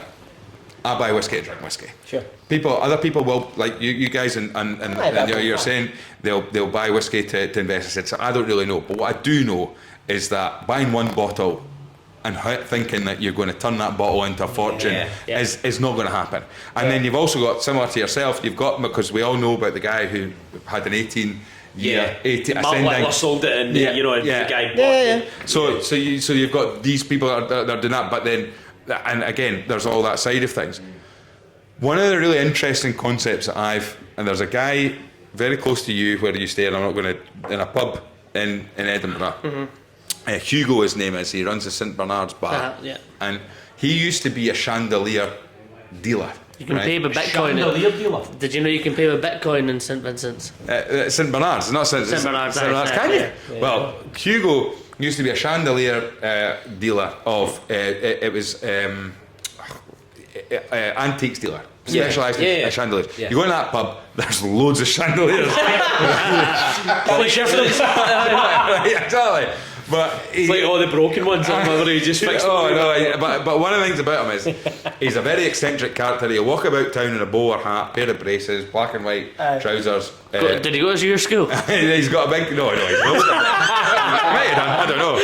But he's got the old style beard. He's just a very eccentric character. Speaks very posh, frightfully posh. But one of the 2 things you're guaranteed in there. Number 1, 3 things. You get good service off him because he's very good at running a bar.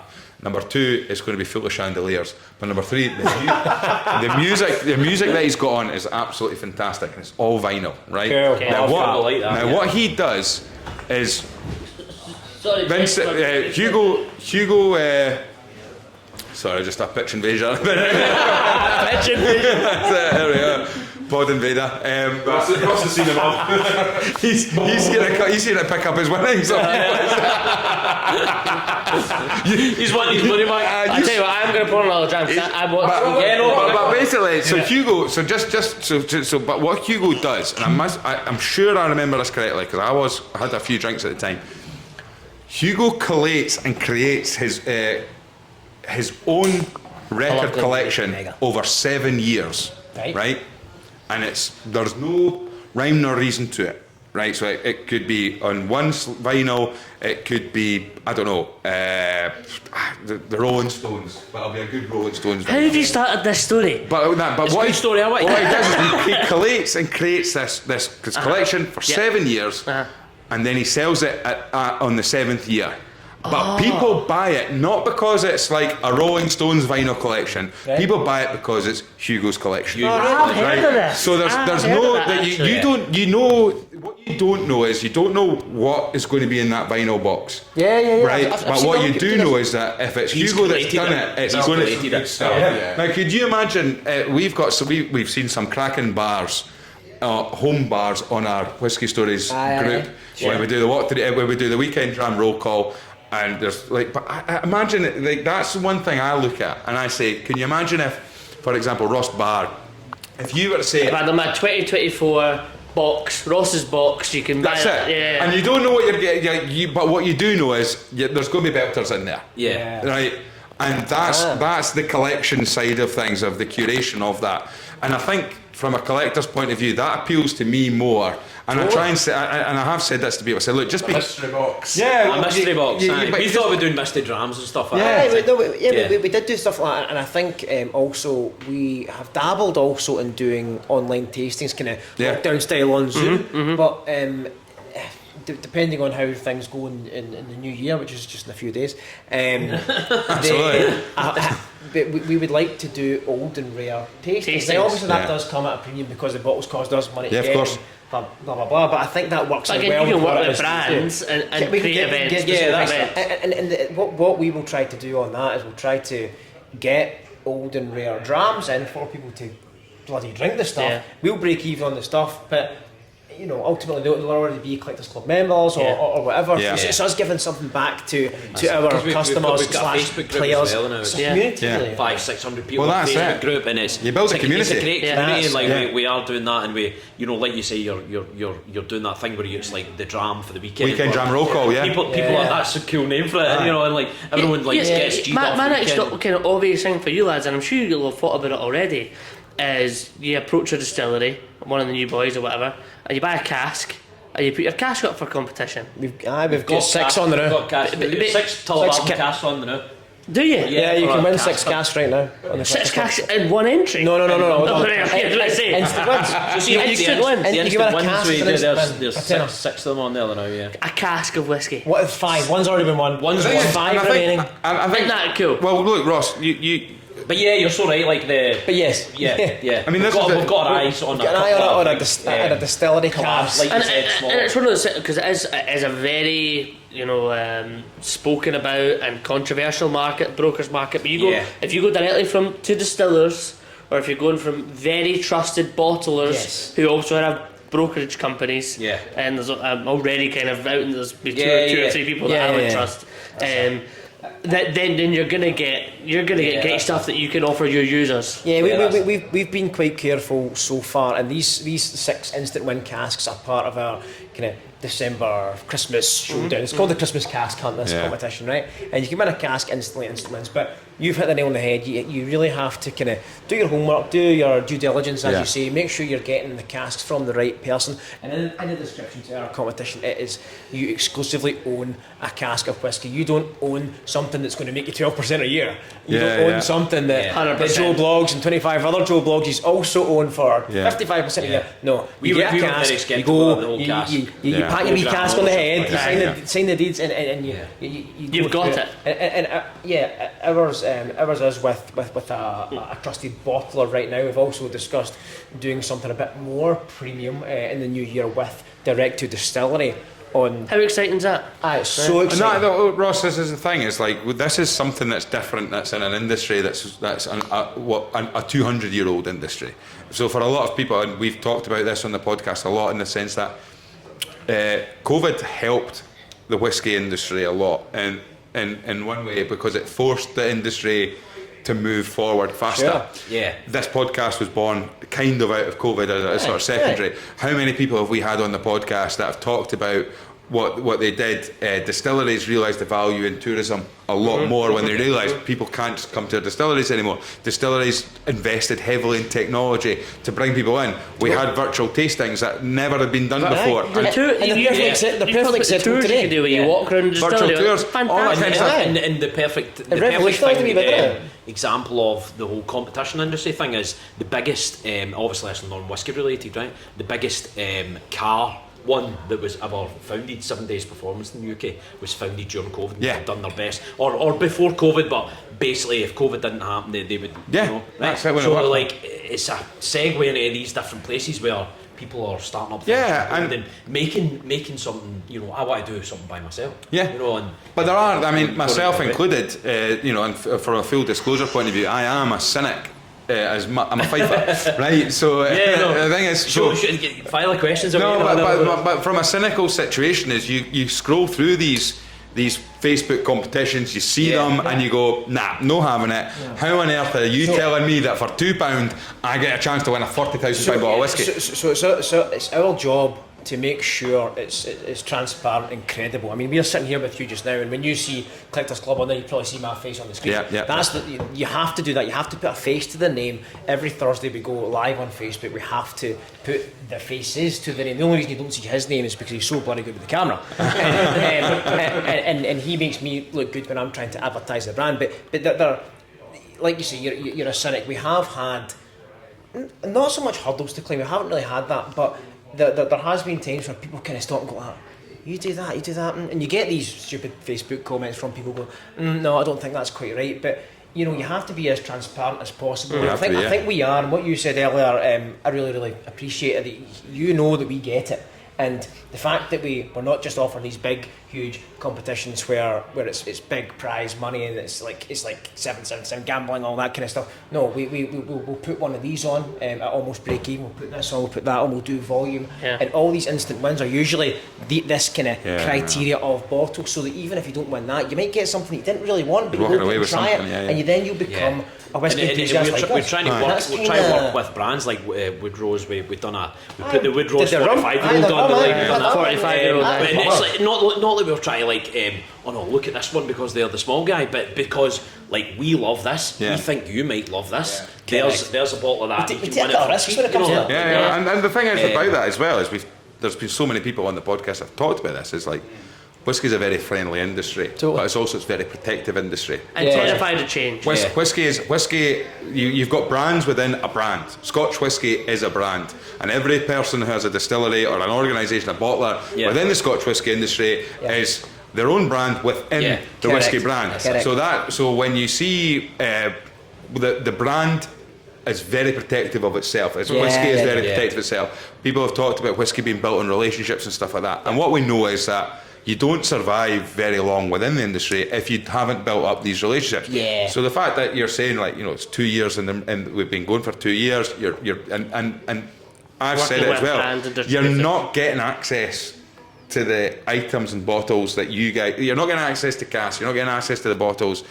All right, there will be a certain level that if you pay enough money, you will get that. But at the same that's time, the whole point. you have to build those relationships up to be able to say that there's a lot of background work that goes into with John and I to be able to acquire these casks, get bloody Macallan and not anyone can just put their hands on that. We've worked very, very, very hard to do that as well. And I think it's. And I think sometimes the simplicity. The festival was also another thing with that as well. So so 6 months in, John thought. So 6 months into a new business. We decided like we were going to. We thought like, what was something else we could do? Like, let's set up a whiskey festival. So we set up a whiskey festival.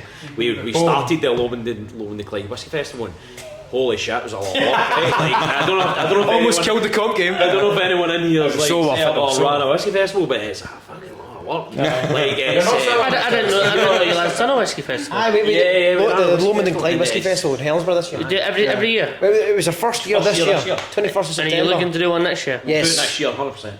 So we want to come to a podcast? We had Woody and Megan. They came along. So where exactly is the festival? It's in Where'd you have it? Helensburgh. Helensburgh, so it's in Helensburgh Central, that's one of the stops.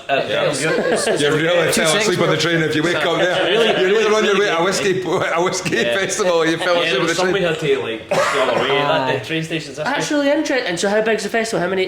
This year we done 240 a session each session. So two sessions one day. But it was only two sessions one day. But it was only 300 capacity because of the venue. And to us, there's nothing worse than going to a festival and you can't speak to the guy in front of you. You need to get a bit of banter with the guys and time to give you banter back. Okay. So we limited it to 300 per session. We managed to get 240, 250 per session. It was all family, hands on deck. It was brilliant. John did a Exhibitors, how many fantastic job. exhibitors was that then? What's that? 40 exhibitors was it you're saying? I think we ended up with like 32 or 33. Right, We had brilliant. Loch Lomond was the main sponsor. Right. We had Auckland. Thankfully they came along. We had a lot of other big brands. Clydeside. Clydeside were there, Glasgow were there, Wow. North Star, Cadheads. Tricara. And your first year is always your hardest. Oh, But seriously, I mean, you've been to Edinburgh Whisky Festival. Yeah, seen yeah, Edinburgh. yeah. I didn't realise it was these were the lads that I was speaking to. of course. You know that's brilliant. Again, it's brilliant for Scotland. It's brilliant for the whisky scene in Scotland I think- to have another option, another whisky festival. Because lads, And was there a festival competition? There was, was, but it wasn't drawn on the day. We kind of tried to. Like, the whole branding was Pretty good different. The whole branding was different. Although John, being the creative guy that he is, we've got an emblem that is, we've got the Collectors Club logo, but the emblem is actually like a cask end with a C and a C, so it's like Collectors Club, but it's a cask top cask end. So that was on there, but half of it was on the Lomond and Clyde Whisky Festival. It's a kind of just a little, it's us, but it's not us type thing. And it was purely just to do an enthusiasts festival, and it went very, very, very well. And We had food and music and all that sort of stuff, which you don't often get. It's we do get food and that. It's good as well that our first festival we went to as exhibitors for Collectors Club was the first one at Hampden that Graham and Serena did. Oh yeah. So from that we did Clacks as well, and we were already thinking about doing a festival even before Collectors Club. In fact, 2017 we thought about doing. I feel really bad that I didn't know you lads before. No, sorry, it's okay. It's okay. I think that. You mean that we've kind of succeeded in the sense where that was the idea. We just wanted to set up the Whisky Festival, and it's different. Probably a lot of the brands didn't quite know that, but we Collectors Club, Lomond and Clyde Whisky Festival. The same but different.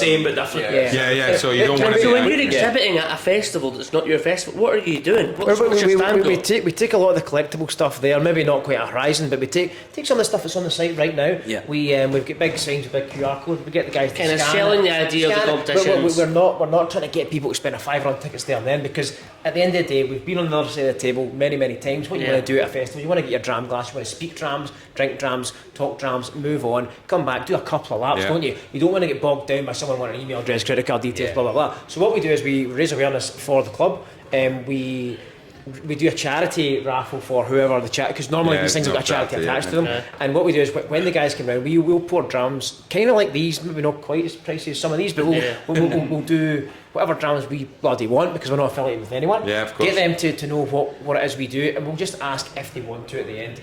Name, email address, and we'll email you next week. Go and enjoy your day. That's it. There is another dram floating about, so I have to ask you, what about Glengarry? I haven't had these two that are in front of me, but the Glengarry, Graham, you'll love it. I'm going to.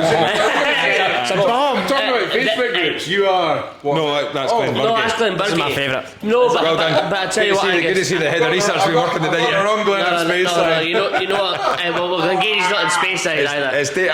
Got it. I've been absent. I've had a nightmare. But Glengarry is a distillery. David Lines on the, and I don't know if David is a fully fledged listener, because there's been two references, or one reference in He's last never week. understood. Well, there was one reference last week where someone said I'm out on holiday with my current wife, And that's a Okay, is that a joke? That's an joke on the podcast. And he was like, current wife, oh dear, hope the holiday's not going to he's a regular here at Diggers, and he posts a lot of kind of reviews and stuff on. He loves Glengarry. Scott's we love Glengarry. And I'll tell you, I visited Glengarry this year. Did you? And it's probably the highlight of the distilleries that I visited this year. Cat, Whisky Cat, who does this live with Inverurie Whisky every month or so. Just a brilliant distillery, putting themselves back old school, reintroducing floor maltings. Good. The liquid that they're doing is fantastic. The quality of cassadin is fantastic. It's, a very old school distillery. That dram there is treacle. It's toffee. Pour us a dram. Wait a minute. Can I say something?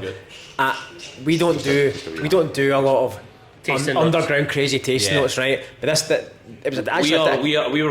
we were self-proclaimed cask chasers. So we try and identify the sherry. cask. Oh, so that's what you'll do. That's what we'll do. So when you're trying to dram, you'll say, right. With Glengarry, that's Fino Sherry. That's Amontillado. Every that's Glengarry, but Palpable, especially whatever. this one. The bottle's been open for a few weeks now, so it's maybe not quite as hot. But when we were at the Cadenheads tasting, there was an Amontillado finished Glengarry 9-year-old, something like that. We bought a bottle, and she said to us, "What is everyone getting from this?" You know that way you're at tasting, you're like, "Oh, here we go. Who's going to say fresh cut grass? Who's going to give it the leather couch pat?" And I was like, "I've got something here. I've got something, but I don't want to say it. Scott, don't say it. You make an ass yourself. I don't want to say it." And I went, "Coca-Cola." Coca-Cola. Yeah. You get Coca-Cola. Right, well, I agree with that.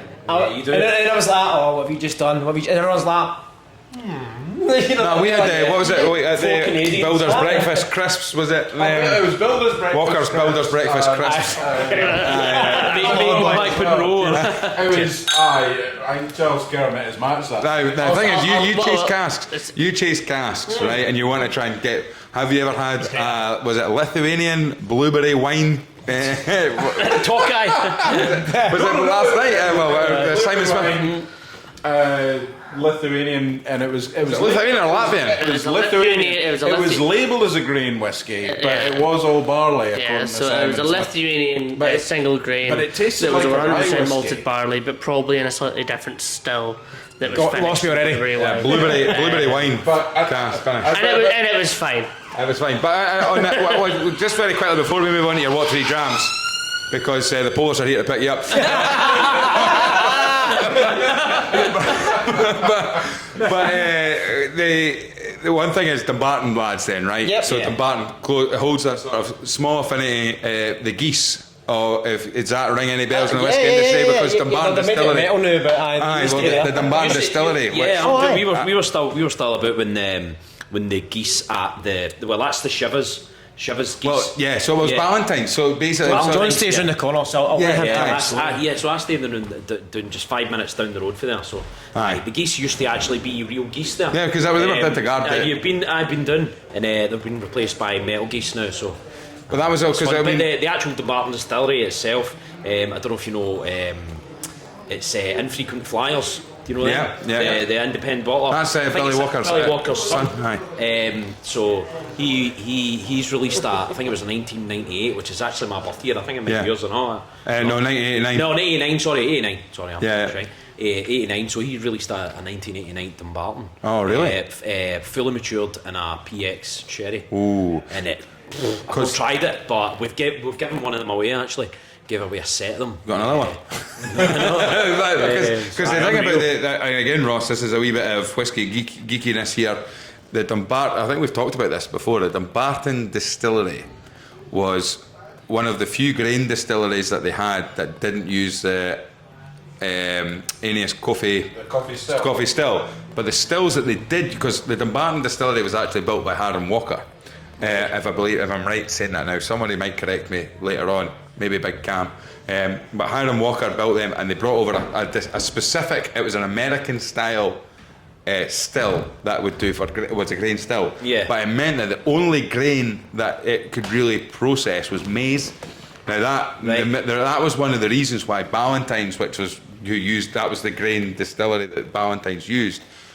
that's why Ballantines had that really buttery flavour that used to come through, because the grain that they were was maize grain. And of course, I think at the time, through the 80s, 90s and early 2000s, maize was a cheaper grain to use. Acquire and back then I think prices of grain changed. But anyway, your compatriot has returned from the lavatory. Dumbarton was a good. We have an amazing Dumbarton. I think it's one of the grain distilleries that are often forgotten about. Yeah. And I had a Dumbarton golden cask. Golden cask. 32-year-old that was honestly exceptional. It's fantastic. And again, it was the value of closed grain distillery, well aged indie bottling. We had one on, didn't we? Just up the road as well. Aye. From the Barton. Yeah. Dumbarton, where the geese and that you were talking about, and because the geese were used as the security. warehouses, they would make noise or whatever. Absolutely. I'm not doing that noise again. But further up the road, I mean, just in Bowling, that's where Little Mill was. And you can actually go through the cycle track up towards Bowling and O'Patrick, and you can actually see the water source for Little Mill.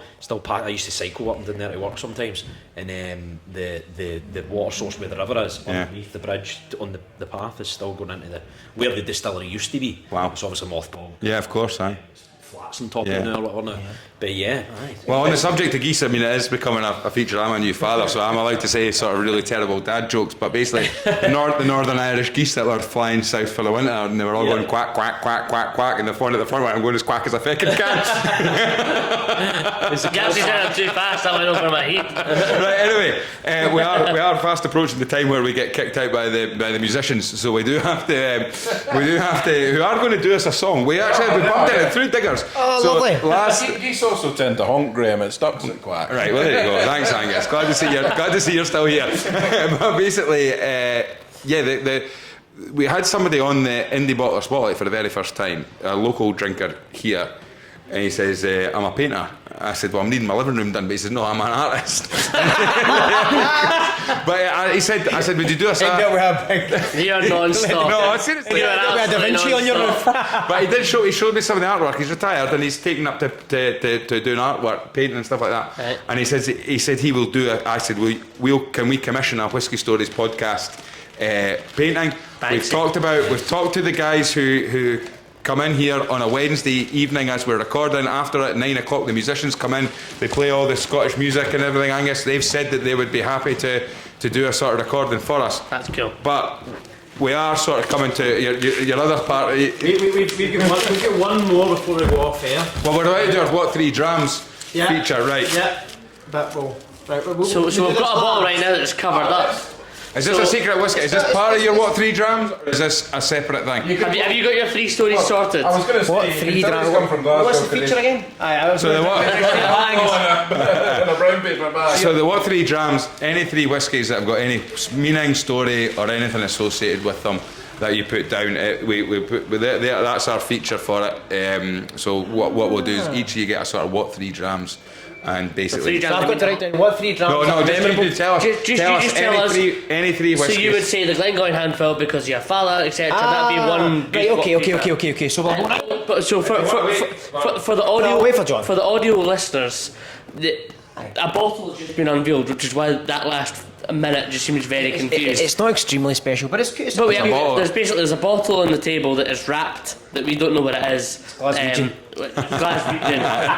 Boys have had it on the train on the way through. As long as everybody's got a free glass, I guess we'll share a dram of this bottle while you lads tell your stories. Yeah. So if you lads have your 3 stories each, you get 3 stories each. Three whiskies each. It means something to you or a story connected. Right. Okay. Well, it could be a night out. It could be a family member. It could be. Right. John's just back, so I'll back and forth. Aye. So I'll pick the first one. And do you want to introduce the dram? Will we drink the dram while you're telling the stories, or will we want to finish? No, with the that's dram? that's not one of the drams. But this is right. So let me see if I've got this right. The first dram that I'm going to say that means a lot to me, that is one of my favourite drams ever, was the one that we spoke about earlier, the 22-year-old Bowmore David Turner. I think it was a cask strength release at 57.1%, I think. I've still got a bottle in the house. I'm dying to possibly open it But I bought 2 bottles on the guidance of Stuart, the guy we spoke about earlier in the podcast, and I opened one for my best pal's wedding the night before, and we got mega half cut on it. Now, would that be my favourite dram ever? Because it was my favourite dram ever for years and years and years and years and years. And Graham, I'm a little bit like you. Had a bit of a peak 5 years, and I'm kind of like that now. I'm like sherry bomb stuff. Yeah. I'll probably go back to it, but do I want to open the bottle now because it's probably too pricey to open now? It's probably worth about 1,500 quid now on auctions. But I'll open it again. When me and John hit a big milestone, we'll open it again. Yeah, and we'll do it again. I'll probably hate it, but that's my first one. Right, John, any whiskey, or we've got three drams each. Yeah. Whiskies that have some sort of story, meaning, or anything to you. Yeah. So I think probably I was up at Glenfarclas, and Glenfarclas is one of my favourite distilleries, right? Loved it, and I managed to drag my missus all the way up there for my birthday to Dufton, of all places. Stayed in Dufton, right? And I basically said, right, for the whole weekend, because it's my birthday, you need to drive me to all these distilleries, right?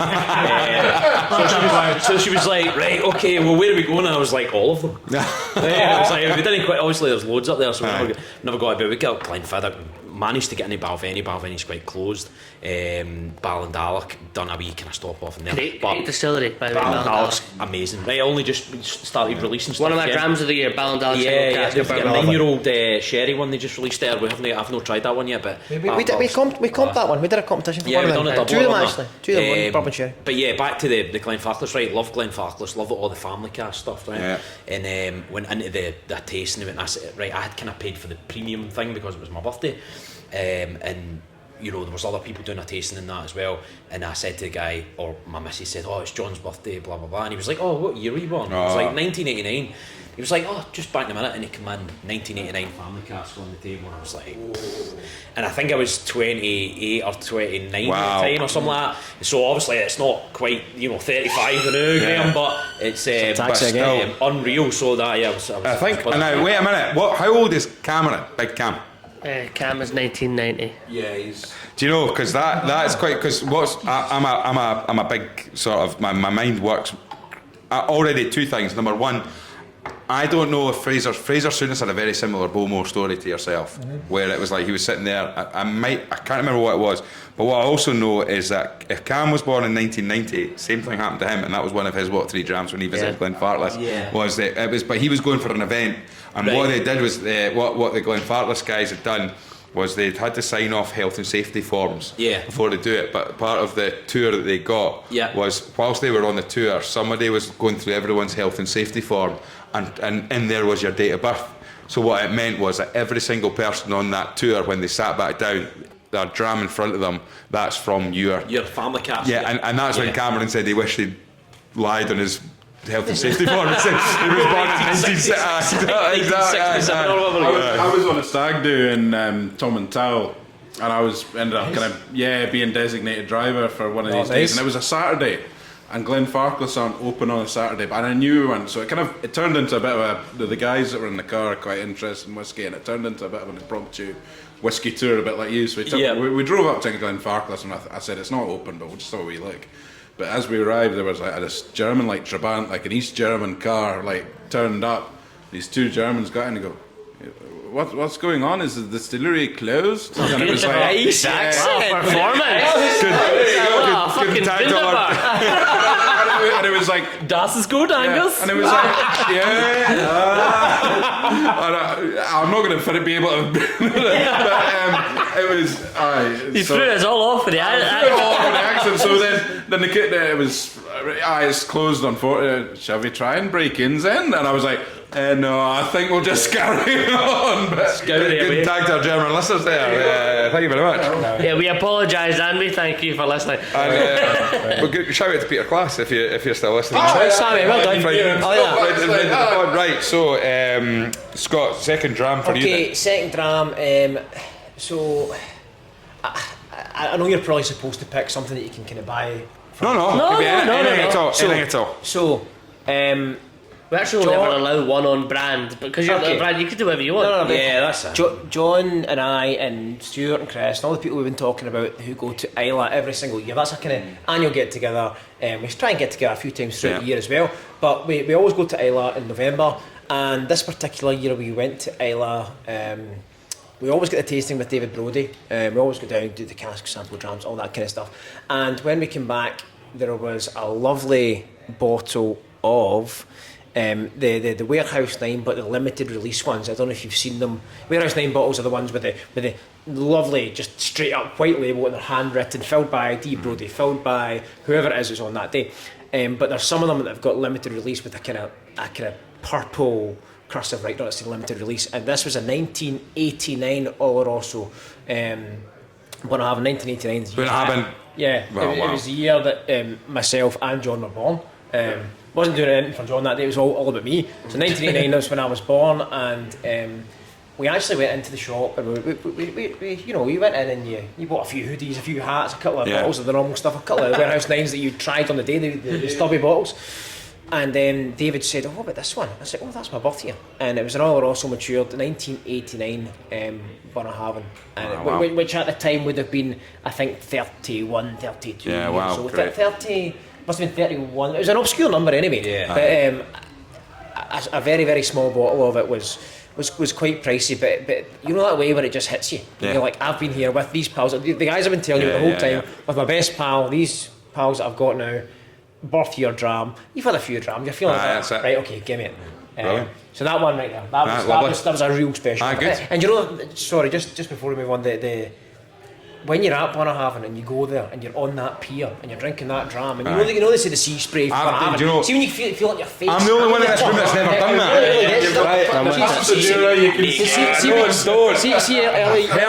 So many bloody times in this podcast. I've never done it, and I'm desperate. You need to do it. And honestly, it was you that said it. You said you have to be in the situation. Yeah, you're absolutely right. That's the and the guy who brought it with me, he was in the water with his socks and shoes off. Although actually, Graham, to make you feel a bit better, my confession is when I was Bunnahabhain, I was also designated driver that day. So I got back to the hotel room and then had the drams. I got the. I can say for people that have never been to Islay, please go to Islay. And you go to Bunnahabhain. It's the worst road in all of Scotland to get there. Yes, but the water, it's as if you're in Cancun. It's unbelievable. And you always, and I don't know if you thought the same. You stand at the end of the pier, and you see those 3 white cottages at the end, but past it until then you go, I'd love one of them. But how long would it last? I think they're workers' houses. Basically, you have to drive through, but it's just one of the most. I was there when I was there this second time. It was just dead silent. It was pissing rain. We had a tram out, and you know what? See, just having that silence, looking around me, it was looking at Jura. Just. Well, I think you're about the third or the fourth. That's the third or fourth. What 3 drams? What 3 dram we've had? It's been Bunnahabhain. Not Bunnahabhain, but just on Islay in the moment. I think Vicky Elliott talked about it, saying it was a barbecue on the beach, and I think it was Ardbeg. Urgadal, maybe, and she said just in the moment, it's the moment being who there you're with, how you're feeling on Islay, and I think that's special. Right, okay, so John. Yeah, I'm going to break your heart and hit you with another Islay one. Sorry. So mine's is probably. Make sure you get yourself in for the Islay competition at Clidder's Pub this year. So this not this year, but last year was the last year of Ian MacArthur. He retired. Pinky, I don't know if you've we've heard about Pinky. Right? We through our experiences and trips to Islay, we've managed to go through loads and loads of tastings with Ian for. I've heard you do an impression of Pinky. 4 or 5 years. I'll do one in a minute. So one of the ones, right? I love Bunnahabhain, right, and I love Manzanilla sherry, right. So one of the ones he done was an 8-year-old Manzanilla, right, and he always shouts it and blah blah blah. So he goes, Manzanilla sherry cars. Great, and he shouts it like that. Right, that's exactly. Percentage of it? 55.9%. Like that's identical. So I mean, I've stood with him in Lagavulin, do the impression right, but I can do a good impression. I'd done it right beside him, and he was like, "That's a good impression." And I was like, yeah. So it's 8-year-old Manzanilla Lagavulin. 8-year-old. In the last one of the last tastings with Ian MacArthur. One of his rare ever done before he retired. That was a moment, wasn't it? That was a proper moment. We got to take the whiskey out of the cask and all Brilliant. that. And I think the only one he done after that was for like the locals and stuff. Yeah. So Super. Because you lads, it was a lot of podcasts ago. I got locked in the warehouse with Ian MacArthur. The first time I was in Isla, and I actually didn't know I was going to Isla at the time. So I was brought by TJ Littlejohn, who worked for the Diageo at the time, and Cam, and I was told to buy steel toe cap boots. And I had no idea that I was going to Isla. And we arrived and we went and done the Port Ellen maltings in the morning. That's why I needed my boots. And I got a bacon roll after that, and then got locked in the Lagavulin warehouse where Pinky, of course, said it's my first time in the island. And what did he do? No. Puts a handful, almost a glass full of whiskey through my hair. Right through your hair. You've never got an experience like that. And that story ends with me falling in the car park at Lagavulin. Please drink responsibly. Please warehouse responsibly. But also, I think any time that he is ever going to be mentioned on the Whisky Stories What 3 Drams, Ian MacArthur is one of the industry titans, legends that we were so lucky to get to experience him. Yeah, unbelievable. Right, Great dram. third and final dram for yourself, John. Right, so That's Scott. Scott, sorry. I thought you were twice there. So I've got one picked in my head that it's not something that I would pick right off the bat, because I could pick loads and loads of things. I could pick Buna cask strength, I could pick Bruichladdich Black. So then you get bonus trams in here. Come on now. Sorry. Right, okay. So the reason for picking this one is because we've started this journey with Collectors Club, and it's been it's been going well. We've been interacting with a lot of industry people, yourselves included. It's been a fantastic journey to go from whisky lover into part of the industry. And then when we did that kind of mastery tour at Macallan with our winners, we were able to take them there and go there. And Macallan took us in. A couple of the guys actually, it turned out they were players on the site, because just quickly we were walking up and we're like, right, John, play this cool, because they might not know this was a competition type thing. And the guy took us in with the waistcoat, and he was like, how you doing? He says, hi, how's it going? To John, shook his hand. He came up to me, because I'm the guy in the middle. I went to shake his hand. He was like, no shaking your hand till you pull my number out. Really? I was hating myself. I was like, right, just play it cool. It's Macallan. He's just done me, right? So we went and done the mastery tour, and at the end of the mastery tour, just before we got our dinner, we got a special dram of the Macallan 30 Sherry Oak, which has to go in there for me. It has to go. I know it's a pricey dram. It's a core range dram. It's this, it's that. It's premium, and it's not really that accessible. But I think that moment when we got knowing that we were in our second year of business, the guys that were with us were having such a great time, I could feel it from them without even seeing it, and it kind of made that solidified the fact that we can do this full time. Yeah, brilliant. Great dram as well. What a dram! What a dram! That kind of. That was the moment for me that thought, right, this is our gig now. Let's go. Yeah. Brilliant. Love it. That's gave you that confidence to be like, no, this is working. Yeah, exactly. That's a big step. Love it. No, it was 100%. So I'll make it short and sweet. I think I'm kind of just naming off my 2024 best drams, but yeah, I'm going back to the Glenallachie Ruby Port. So it was like a 17-year-old Glenallachie Ruby Port, right? And so we went to Glenallachie, and they again, some of the lassies kind of knew us there. What's the lassies there? Brenda, right? I don't think it was Brenda, but it was Shout out Brenda Glenallachie. So Brenda Henderson's the shop manager. We took those two guys who were on that same tour actually. We took them into the shop and we took them into the dram bar and said, right guys, we're going to get a 21-year-old and try the 30, we'll try this. And they said, you need to try this new distiller exclusive Ruby Port. So I was like, right, what is this? So you put it down, it was like champagne, it looked like champagne, right? It was pink. Wow. It was like pink wine kind of thing. And I was like, wow, what is this? We tried it and I was like, you're not a mad port fan, right? So not normally, not like Tawny Port, you know that, but this was okay, Ruby Port, right? Tawny Port can be a bit suckly. It depends where it is. Yeah, it can be a bit too much. So we done that, and then we were just about to leave. Brenda said, "These need a lift." And we were like, she was closing the gates to Glenallachie Distillery, and she was like, "If you want to come back tomorrow since she's bought the Ruby Port, and she said, since you bought the Ruby Port, come back and give you a tour in the morning. If you want to come back at 10 o'clock. And I was like, aye, okay, sure. So we were like sitting in the back of the car, and he gave us a lift and stuff, and we were like, gave us a lift to the end of the road, and we got picked up with a taxi. So because you mentioned, since you guys bought the Ruby Port, we bought a couple of distillery exclusives. You want to come back in the morning and get a quick tour? So we were like, Ruby Port, Scottish hospitality, like that. It's like, it doesn't, so good. It doesn't happen. I think in Isla and Speyside, in these places, that's their they love it. thing. Yeah. That's their thing. They if And why would you because not? it's like, No, no, exactly. for us, like, we love it. We're Scottish. We're like, aye, this is our shit, innit? Like we make a big deal of it, right? But like for people who come from Germany and they come from France, wherever, Holland, Japan, further afield, like that's Scottish hospitality. That's exactly right. And Can't beat that. right? And it's like, it means a lot. Absolutely. It does mean a Sure. lot. So, that's fine. The funny thing as well was when Brenda knew what she was doing, because the first day she's like, come back 10 o'clock, all that, brilliant.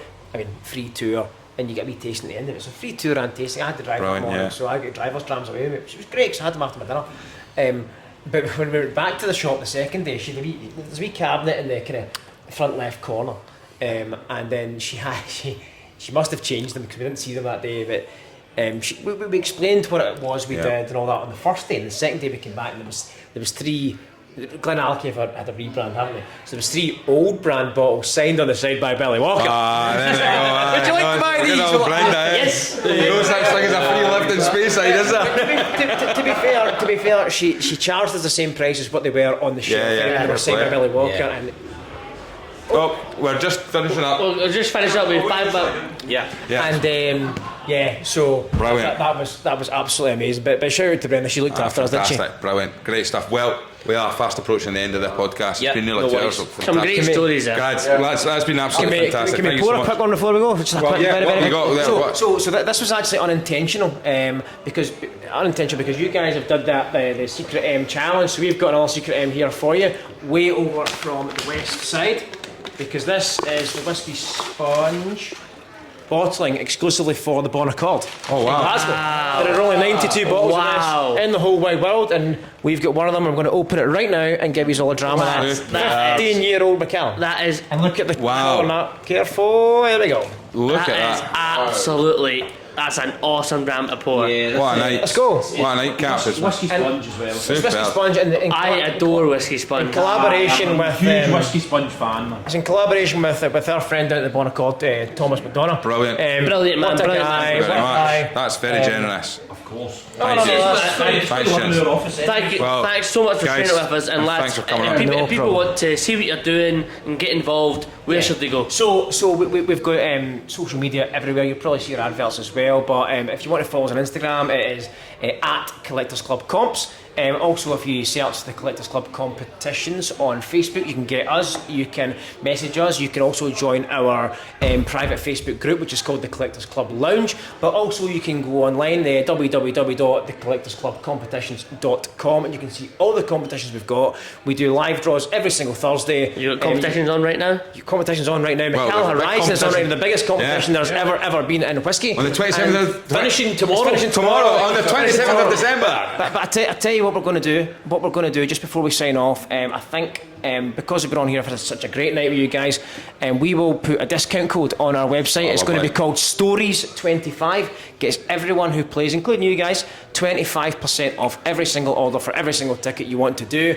And we'll make it a one-time code, so you can use it once, but it's open for as long as you want. So if you watch this in 2 years and you haven't found us yet, come on, Stories 25, 25% off your ticket purchases, and hopefully you can win an instant win and a biggie on the main draw. Thank you so much for coming on, guys. That's been absolutely Thank you. fantastic. Thanks, You've been listening to the guys. Whiskey Stories podcast. Thank you very much. Don't forget to give us 5 stars. 5 stars. Give us a listen. Hope you had a wonderful Christmas. I think it's time for some turkey sandwiches, I think.